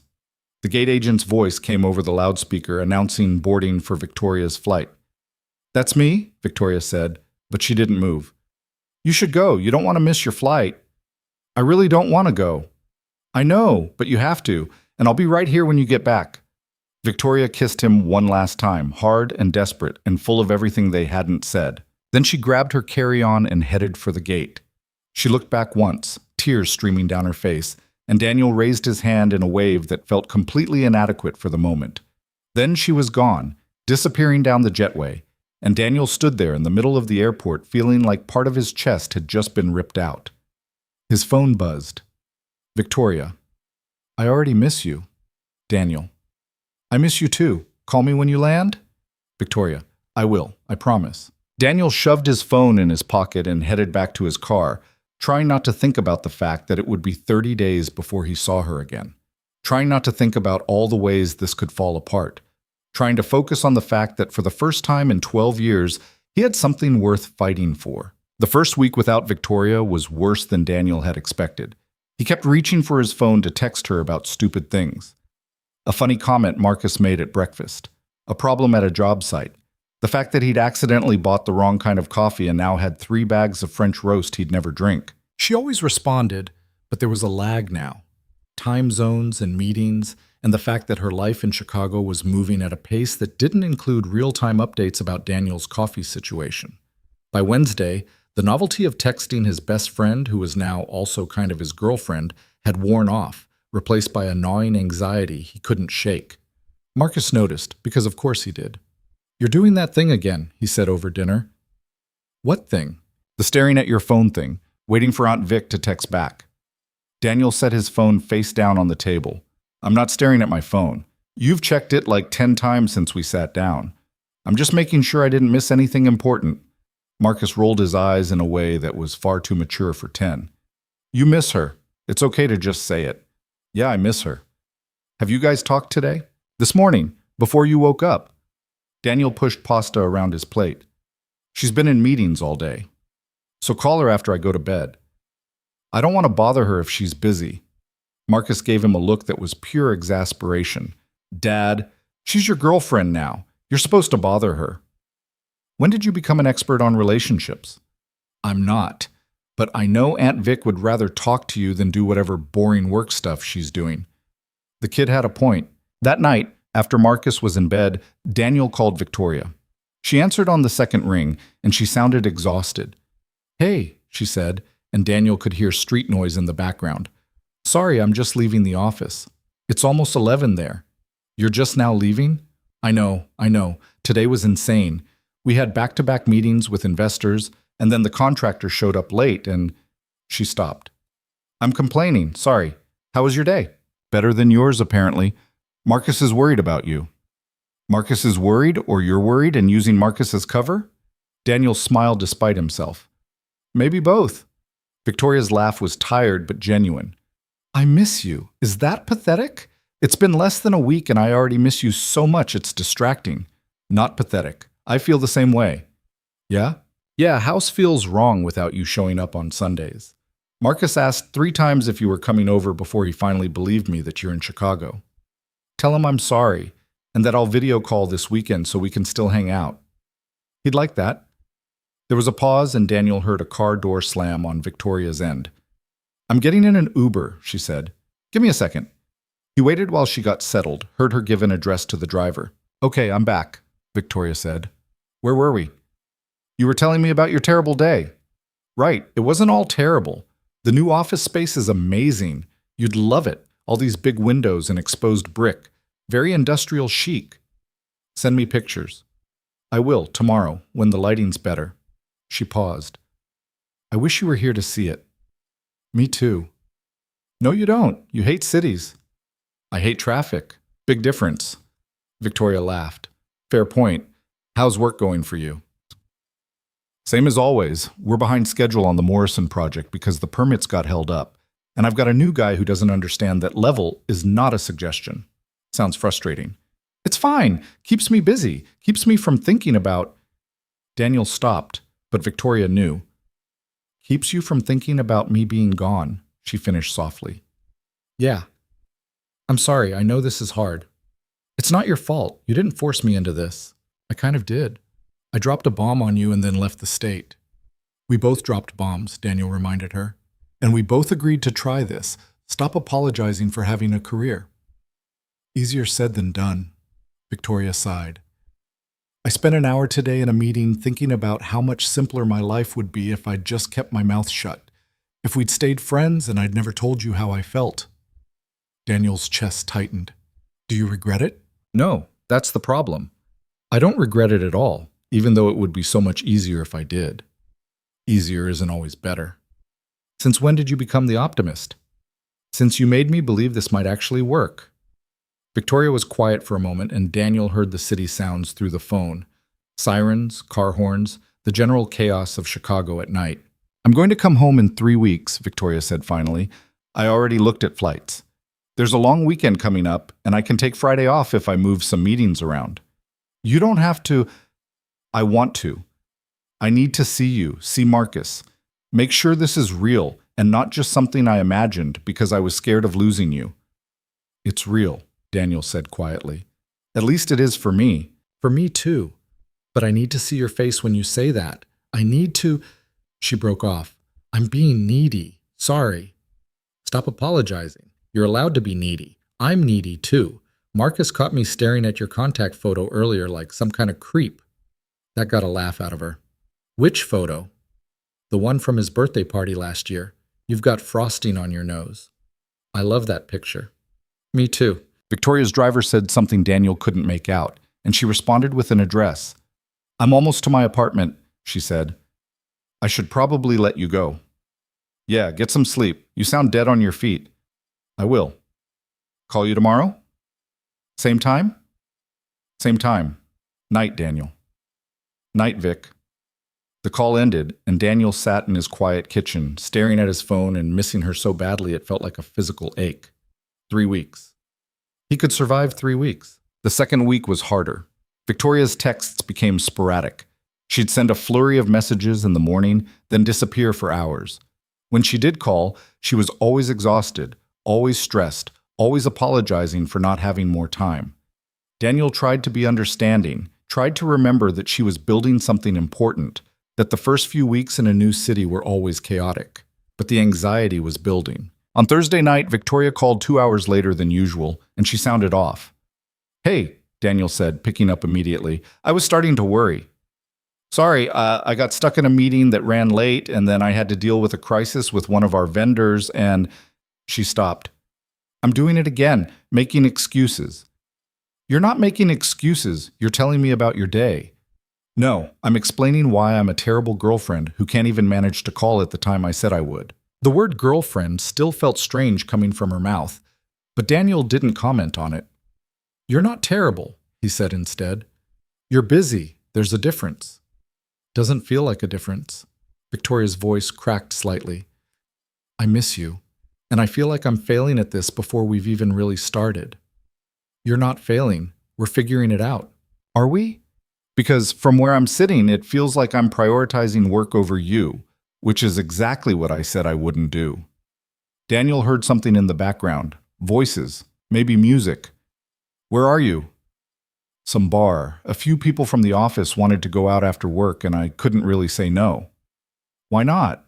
"Because I'm new, and I'm trying to build relationships with the team, and—" She stopped. "You're right. I should have said no. I should be at home talking to you instead of at some loud bar pretending to care about baseball." "Vic, I'm coming home this weekend." Daniel sat up straighter. "What? I thought you weren't coming back for another 2 weeks." "I can't wait that long. I'm going insane here without you. I'll fly out Friday night, stay through Sunday. It's only 3 days, but it's better than nothing." "What about work?" "Work can wait. You're more important." The words settled in Daniel's chest, warm and solid. "Okay," he said. "Come home." "Yeah?" "Yeah. I'll pick you up from the airport. Just send me your flight info." "I will. Right now, actually." "Hang on." Daniel heard her typing on her phone. "Okay, just sent it. Gets in at 8 p.m. Friday." "I'll be there. Thank you for being patient with me while I figure this out." "Thank you for coming home when you don't have to." Victoria laughed, and it sounded lighter than it had all week. "I always have to come home." "You're there." They talked for another hour, Victoria stepping outside the bar so she could actually hear him. She told him about Chicago, about the office, about the team she was building. Daniel told her about Marcus's latest school project and the disaster at the Morrison site that had somehow resolved itself. It felt normal again, easy. When they finally hung up, Daniel felt like he could breathe for the first time in days. Friday took forever to arrive. Daniel went through work in a fog, his mind already at the airport. He picked up Marcus from school early, explaining that Aunt Vic was coming home for the weekend and they needed to clean the house. Marcus's face lit up. "She's coming back? Why didn't you tell me?" "I just found out a few days ago. It's a surprise visit." "Can we make her favorite dinner?" "What's her favorite dinner?" Marcus looked at him like he was an idiot. "The chicken thing you make, with the lemon." "Right." The lemon chicken Victoria always raved about. They spent the afternoon cleaning and cooking, Marcus chattering excitedly the whole time. By the time they needed to leave for the airport, the house looked better than it had in weeks, and something that smelled amazing was in the oven. "Can I come to the airport?" Marcus asked as they got in the car. "Yeah, I figured you'd want to." "Is Aunt Vic your girlfriend now? Like for real?" Daniel glanced at his son in the rearview mirror. "Yeah, for real. Is that okay?" "Yeah, it's cool. Jake said his mom's boyfriend is lame, but Aunt Vic isn't lame." High praise. "I'm just saying, you could do worse." Daniel laughed. "Thanks for the vote of confidence." They got to the airport early and waited at baggage claim, Marcus bouncing on his heels with excess energy. When Victoria finally emerged from the secure area, pulling a small suitcase behind her, Marcus took off running. "Aunt Vic!" Victoria dropped her suitcase and caught him in a hug, lifting him off his feet even though he was getting too big for that. "Hey, troublemaker, I missed you." "I missed you too. Dad made your favorite dinner." "Did he?" Victoria looked over Marcus's head at Daniel, and her smile was so bright it hurt to look at.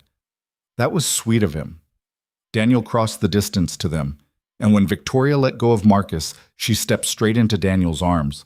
"Hi," she said against his chest. "Hi yourself." She tilted her head up and kissed him, quick and soft, and Daniel heard Marcus make a disgusted noise. "Gross, can we go home now?" Victoria laughed. "Yeah, let's go home." The weekend was perfect in a way that made Daniel nervous. They had dinner together, the three of them around the kitchen table like old times, except now Victoria kept reaching for Daniel's hand. They watched a movie, Marcus falling asleep between them on the couch halfway through. They stayed up late talking after putting Marcus to bed, catching up on everything they couldn't say over the phone. On Saturday, they took Marcus to the park and got ice cream and played mini golf. And it felt so normal that Daniel kept forgetting Victoria was only here for 3 days. That night, after Marcus went to bed, they sat on the back porch with beer and the comfortable silence that came from years of friendship. "I don't want to go back," Victoria said quietly. "Then don't." "Daniel, I know, you have to, but I'm allowed to wish you'd stay." Victoria leaned against him, her head on his shoulder. 2 more months. Then I can come back for a longer visit. Maybe a week.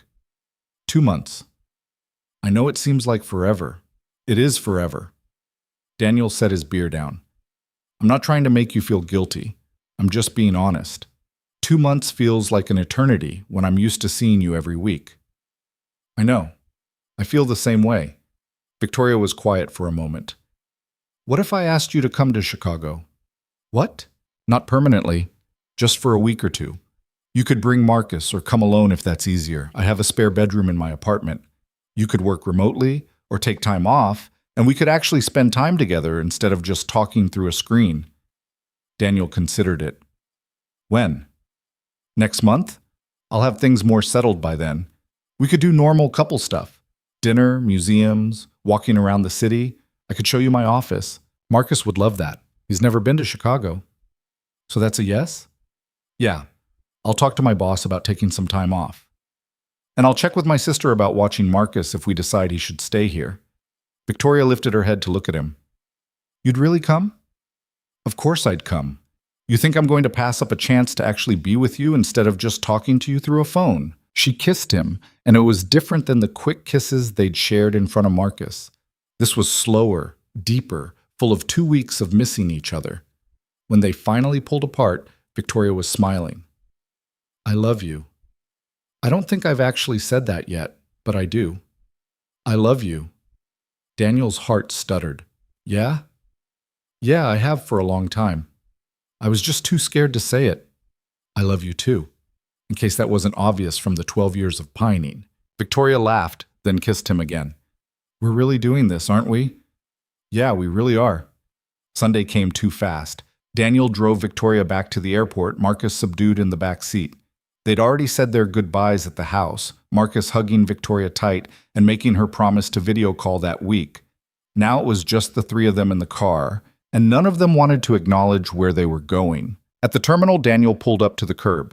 Victoria got out, and so did Daniel while Marcus stayed in the car. "I'll see you in 3 weeks, Victoria said, but her voice was shaky. "When you guys come to Chicago?" 3 weeks, Daniel confirmed. "I can do 3 weeks." "Me too." Victoria grabbed the front of his jacket and pulled him down for a kiss that tasted like goodbye and coffee and the mint gum she'd been chewing in the car. "I love you," she said when they broke apart.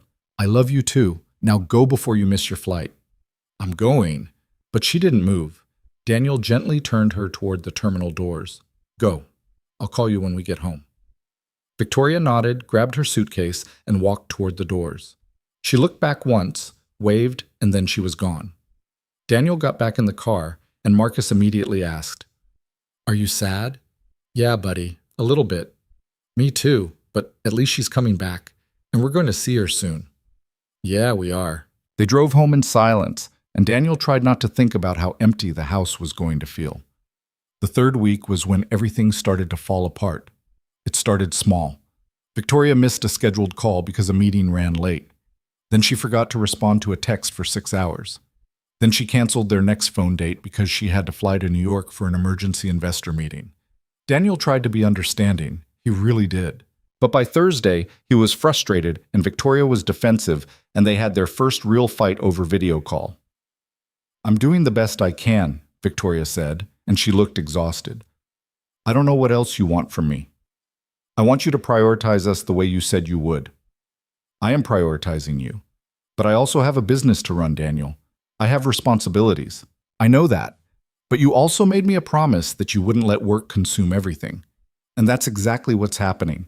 Victoria's jaw tightened. That's not fair. Isn't it? When's the last time we had a full conversation that didn't get interrupted by work? I don't know. When's the last time you understood that my career is important to me? I've always understood that.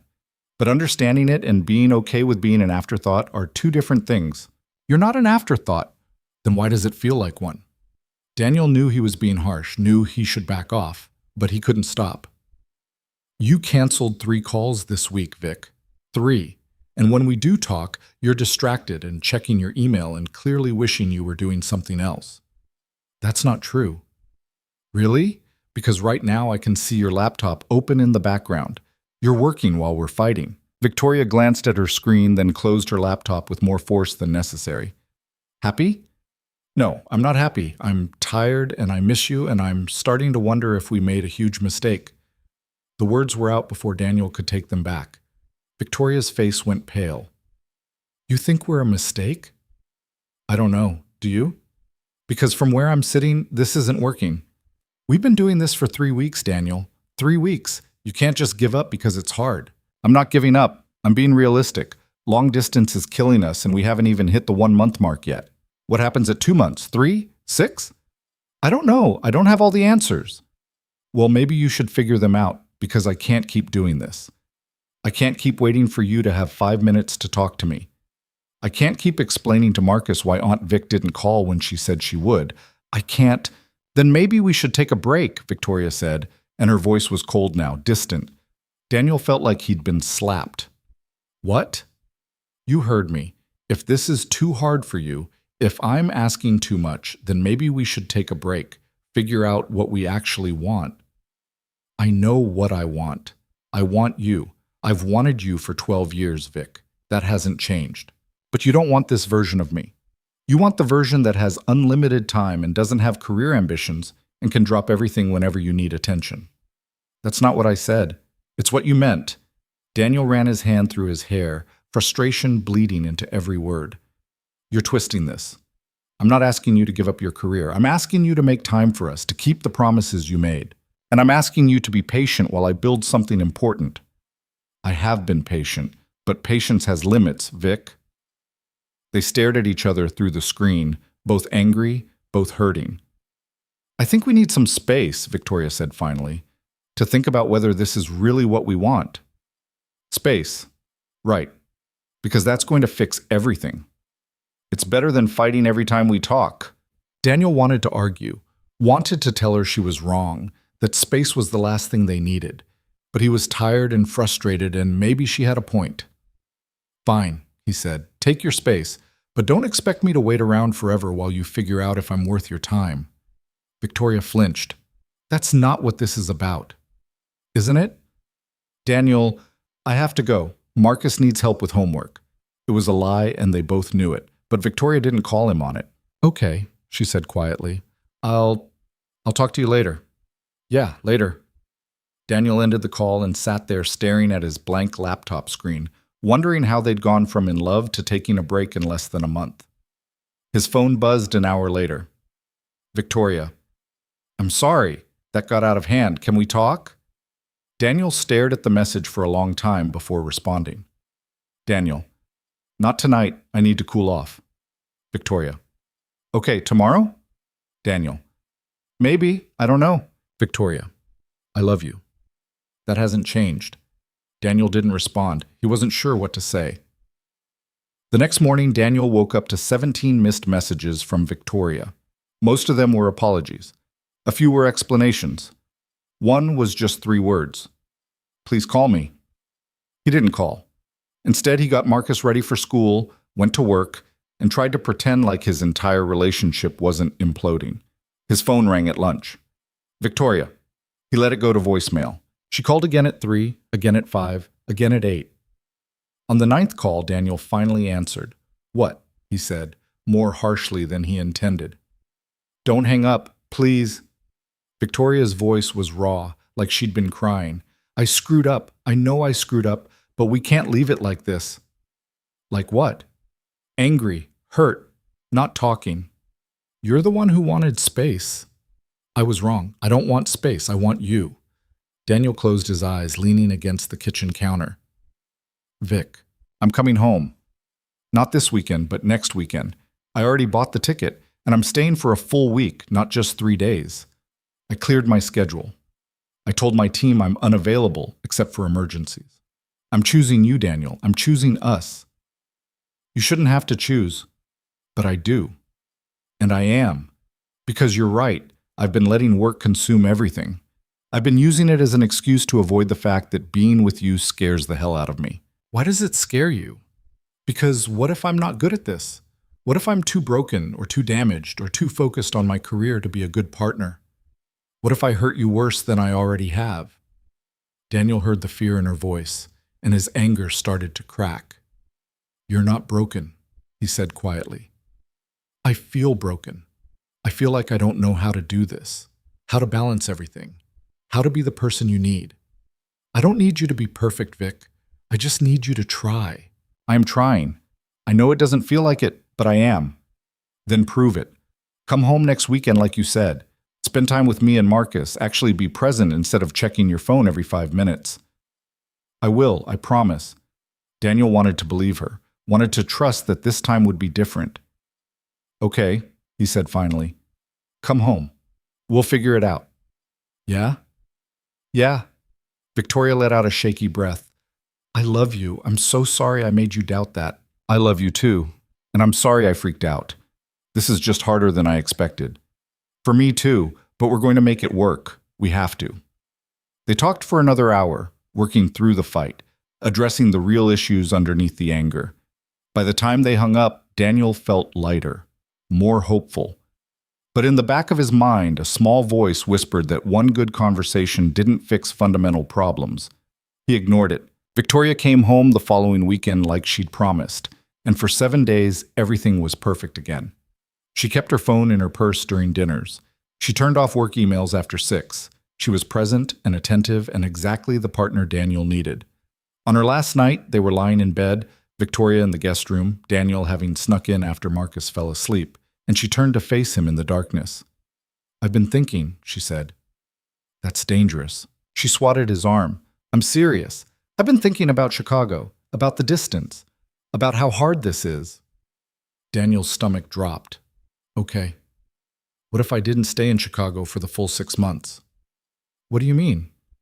I mean, what if I came back after 4 months or 3? I could hire a COO to oversee the daily operations. I could fly back and forth instead of living there full time. Daniel propped himself up on one elbow. You'd do that? I'm considering it, because the expansion is important, but it's not worth losing you.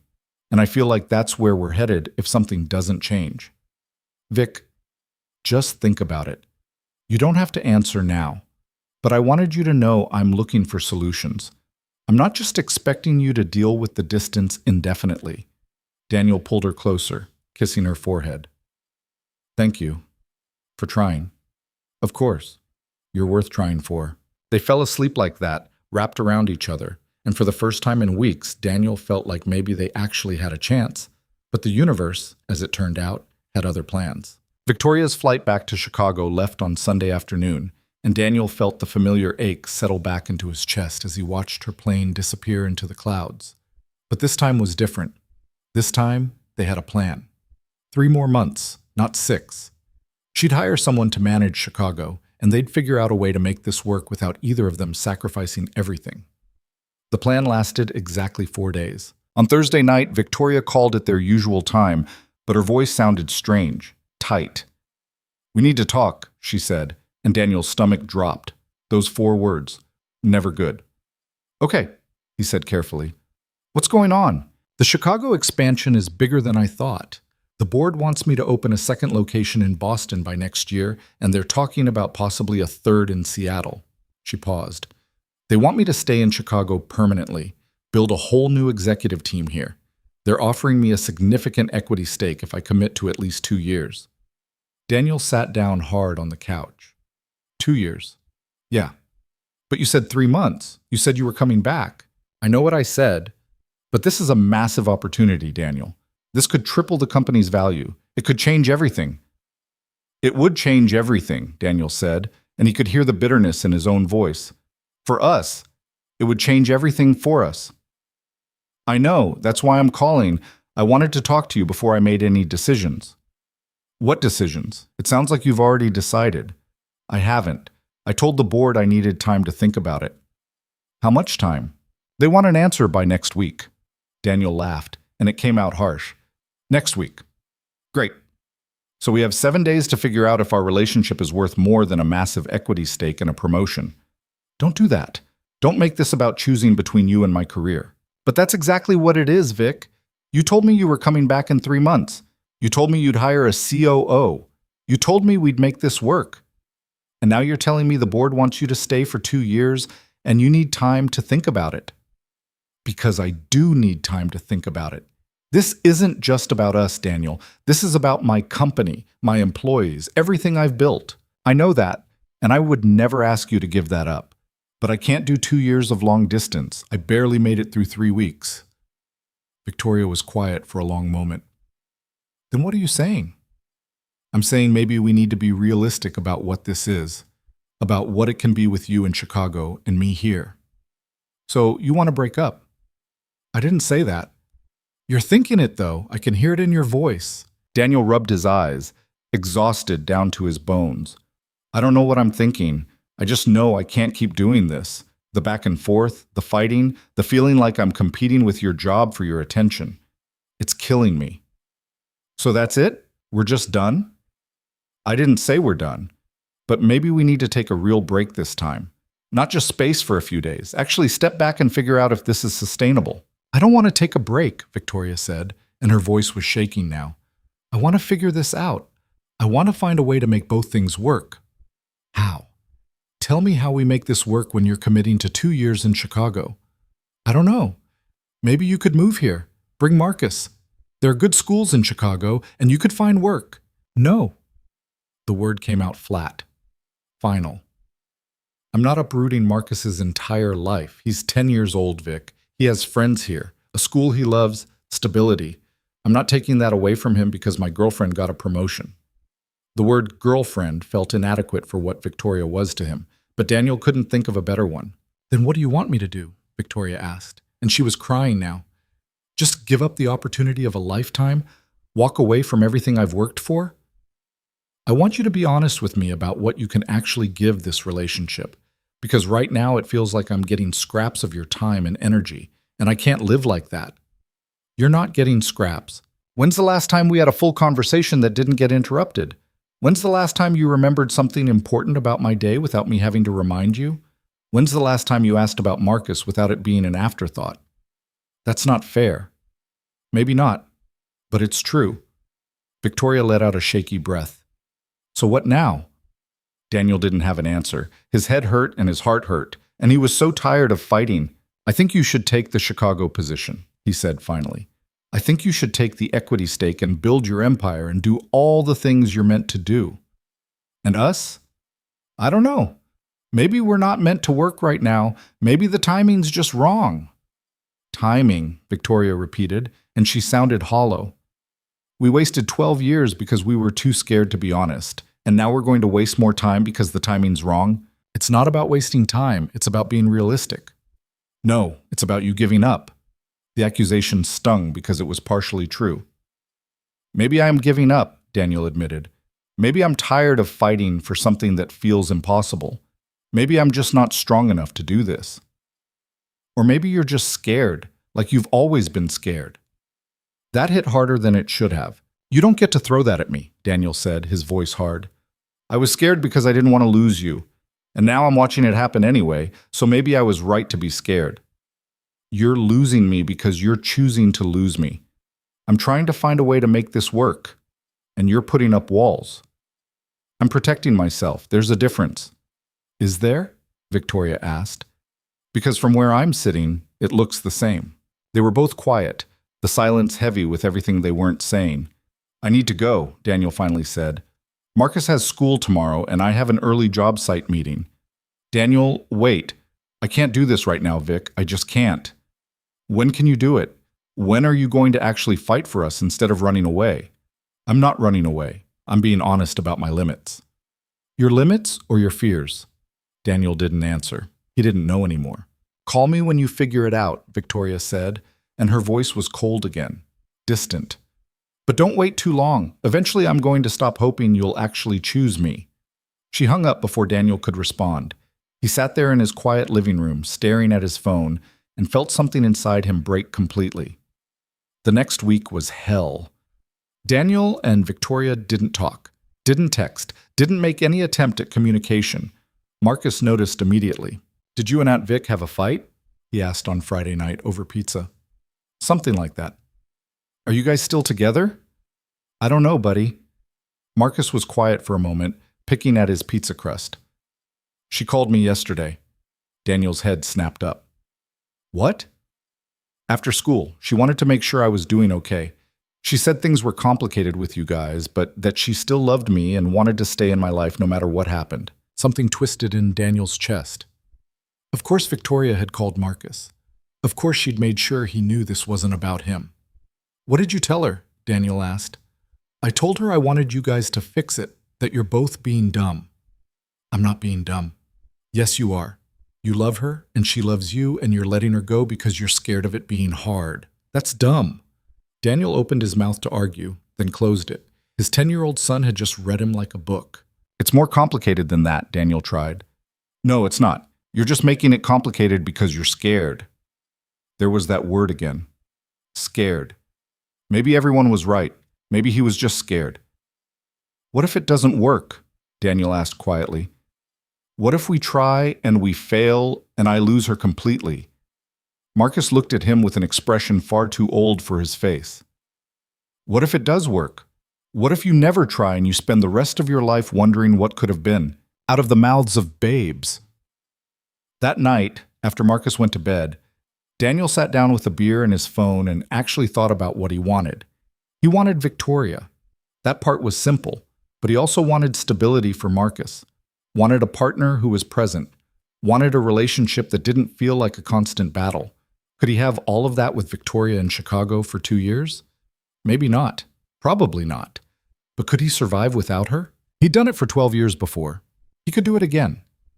Except the thought of going back to that, to Sunday mornings without her, to Marcus asking when Aunt Vic was coming over, to the hollow ache of loving someone from a distance, made him want to put his fist through a wall. His phone buzzed, a text from his sister Jenna. Jenna, Marcus called me. Said you're being an idiot about Victoria. Want to talk about it? Daniel, not really. Jenna, too bad. I'm calling you. The phone rang immediately. Daniel considered not answering, but Jenna would just keep calling. What? He said. You're really going to let her go? It's not that simple. It kind of is, though. You love her. She loves you. The rest is just logistics. Logistics matter when you have a kid. Marcus is fine with Victoria. He loves her, so that's not the real issue. The real issue is that she's in Chicago for 2 years minimum, and I'm here and long-distance relationships don't work. They work if you want them to work. Do they? Because I haven't seen much evidence of that. Jenna sighed. You know what your problem is? I'm sure you're about to tell me.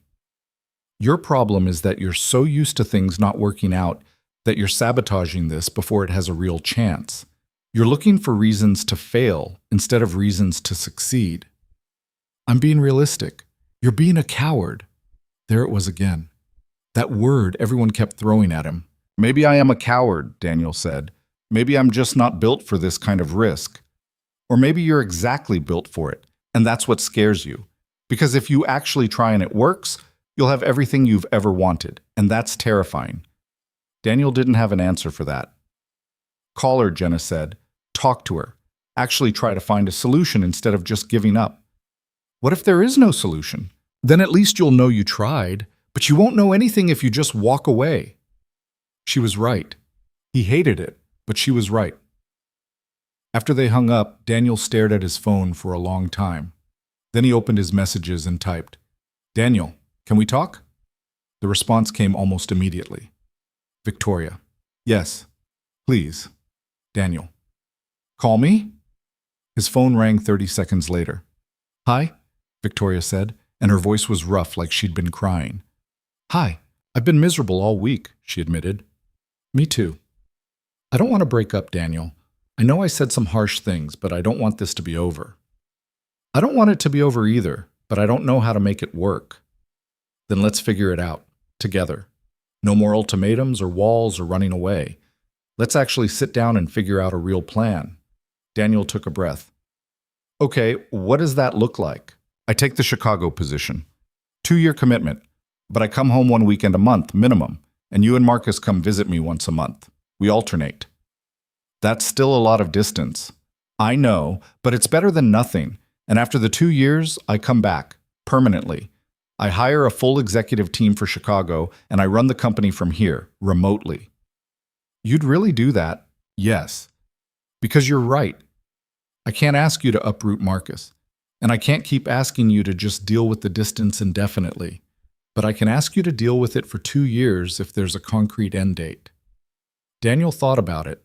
2 years was a long time, but it was finite. It had an end point. What about the fights? He asked. What about when work gets crazy and you forget to call? We set boundaries, actual boundaries with consequences. I commit to calling every night, even if it's just for 10 minutes. I keep weekends mostly work-free when I'm visiting. And if I screw up, you call me on it immediately instead of letting it fester. And if you screw up too many times, then we reevaluate. But I'm not going to screw up, Daniel. Not like before. I'm going to do this right. How can you be sure? Because I finally understand what I'm risking. I spent 12 years hiding how I felt because I was scared of losing you as a friend. I'm not going to lose you as a partner because I couldn't manage my schedule. Daniel wanted to believe her, wanted to trust that this time would be different. I'm scared, he admitted. I know. Me too. But being scared didn't protect us before. It just made us waste time. Marcus called you. Yeah, he told me you were being dumb. He told me the same thing. Victoria laughed, and it sounded watery. Smart kid. Too smart. Daniel? Yeah? Will you give us another chance? A real chance? With actual plans and boundaries and commitment? Daniel thought about 12 years of silence, about 3 weeks of chaos, about the feeling of Victoria in his arms and the way Marcus lit up when she was around. He thought about his sister's words, about trying versus giving up, about living with the risk versus living with the regret. Yeah, he said. Let's try again. The next 2 months weren't perfect. There were still fights, still miscommunications, still moments when the distance felt impossible, but they worked through them. They stuck to their boundaries. They showed up for each other even when it was hard. Victoria came home 1 weekend in October, and she and Daniel took Marcus to the state fair. They rode the Ferris wheel and ate too much fried food, and Marcus won a giant stuffed bear that barely fit in the car. On the drive home, Marcus fell asleep in the back seat, the bear clutched to his chest. He's getting too big for stuffed animals, Victoria said quietly. I know, but don't tell him that. She smiled, reaching over to take Daniel's hand. I'm glad we didn't give up. Me too. It's still hard being away from you guys. I know, but it's working. We're making it work. Victoria squeezed his hand. 18 more months, then I'm coming home for good. 18 months, Daniel repeated. It sounded both impossibly long and surprisingly manageable. Think we can survive that? I think we can survive anything if we actually try. In November, Daniel and Marcus flew to Chicago for Thanksgiving. Victoria's apartment was smaller than Daniel expected, but nicer than anything he'd ever lived in. She'd set up the guest room for Marcus with a new video game system and posters of his favorite superheroes. They cooked Thanksgiving dinner together, the three of them cramped in Victoria's tiny kitchen, and it felt like family in a way that made Daniel's chest ache with something that wasn't quite pain. That night, after Marcus went to bed, Victoria and Daniel sat on her balcony overlooking the city. I have something to tell you, Victoria said. Daniel's stomach dropped. That sounds ominous. It's not bad.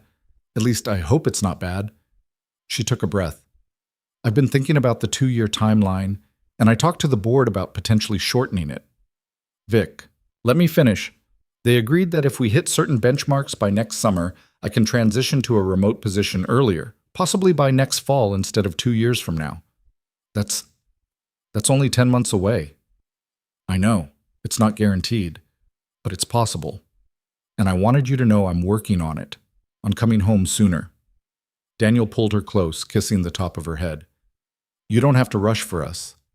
I'm not rushing. I'm reprioritizing. There's a difference. Thank you. For what? For trying. For not giving up on us even when I almost did. Victoria looked up at him.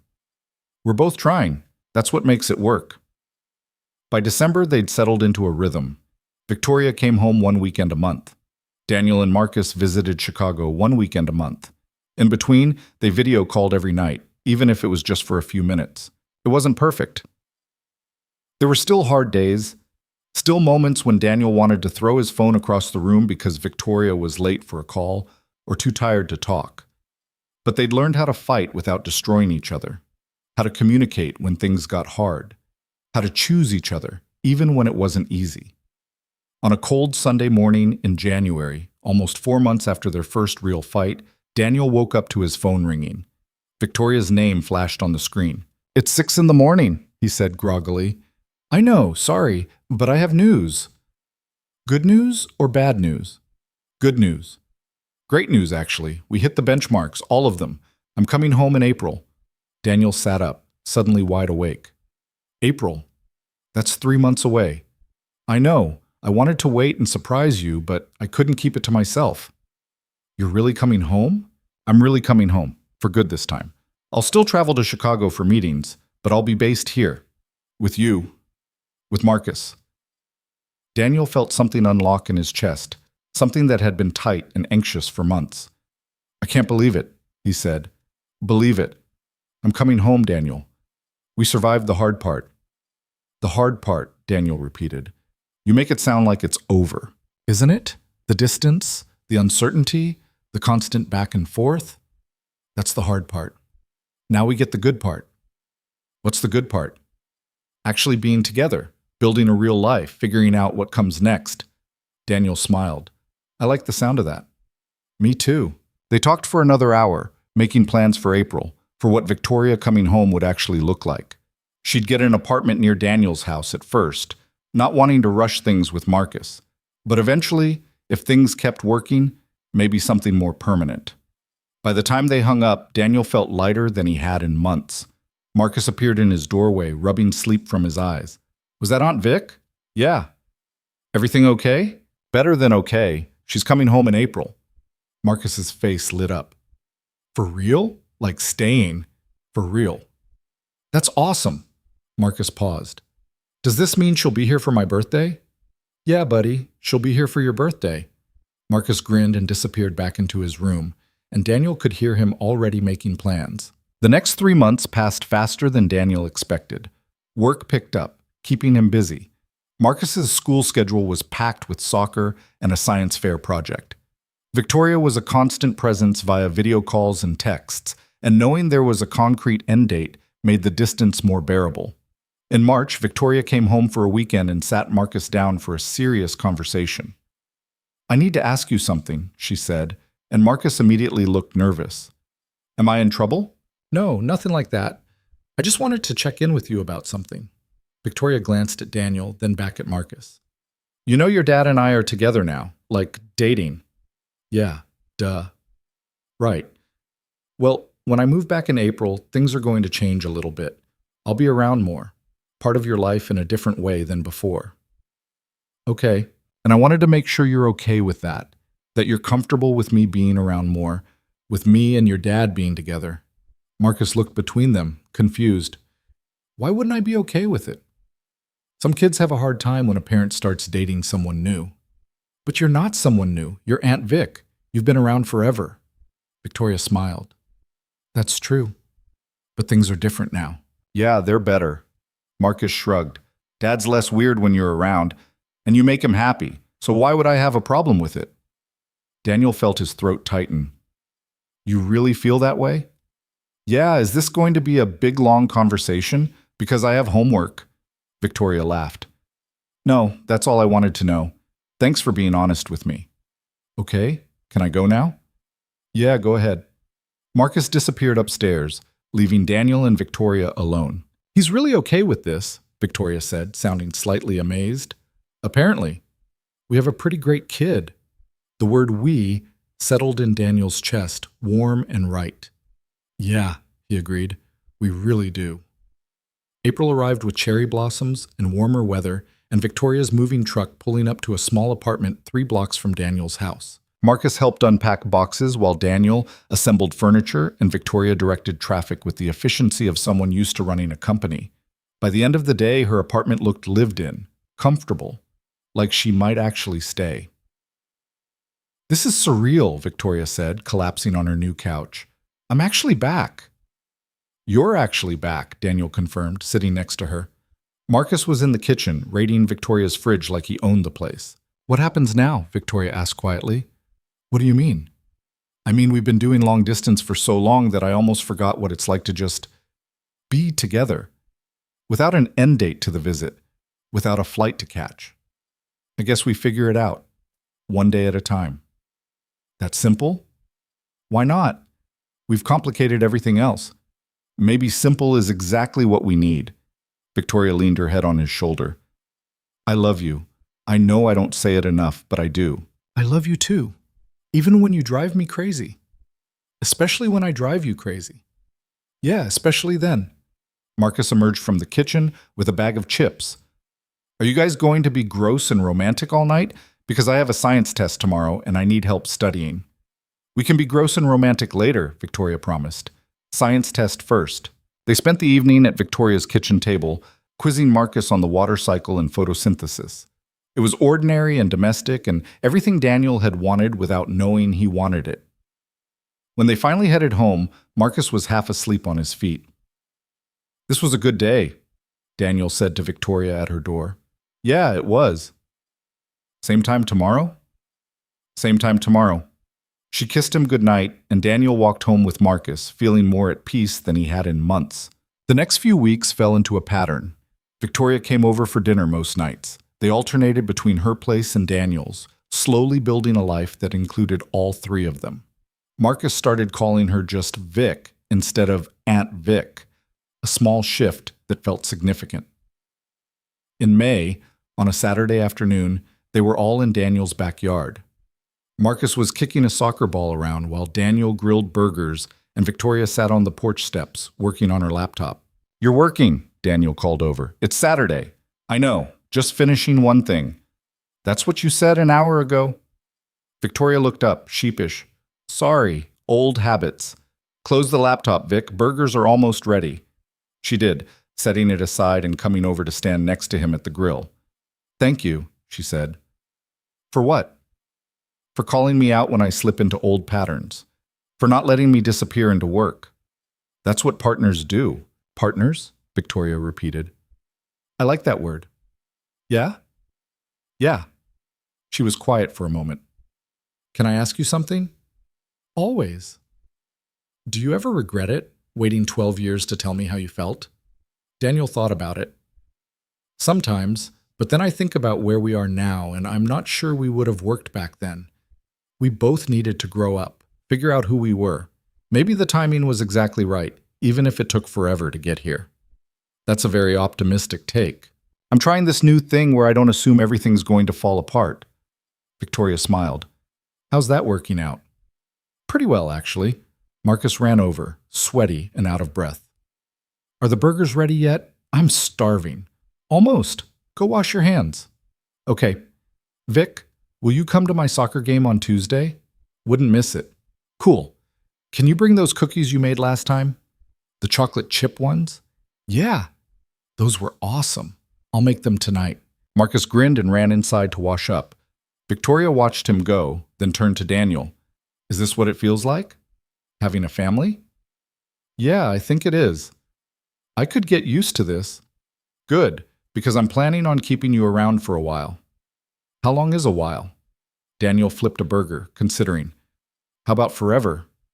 Victoria's breath caught. Forever? Too much? No, not too much. Just right. She kissed him, and it tasted like promises and future and all the things they'd been too scared to want for 12 years. Marcus reappeared.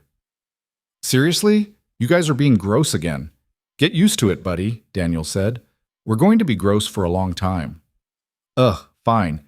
But can we eat first? They ate dinner in the backyard as the sun set, the three of them laughing and arguing and being exactly what they were supposed to be. A family. Imperfect and messy and real. Later that night, after Marcus went to bed and Victoria was getting ready to head back to her apartment, she paused at the door. Daniel?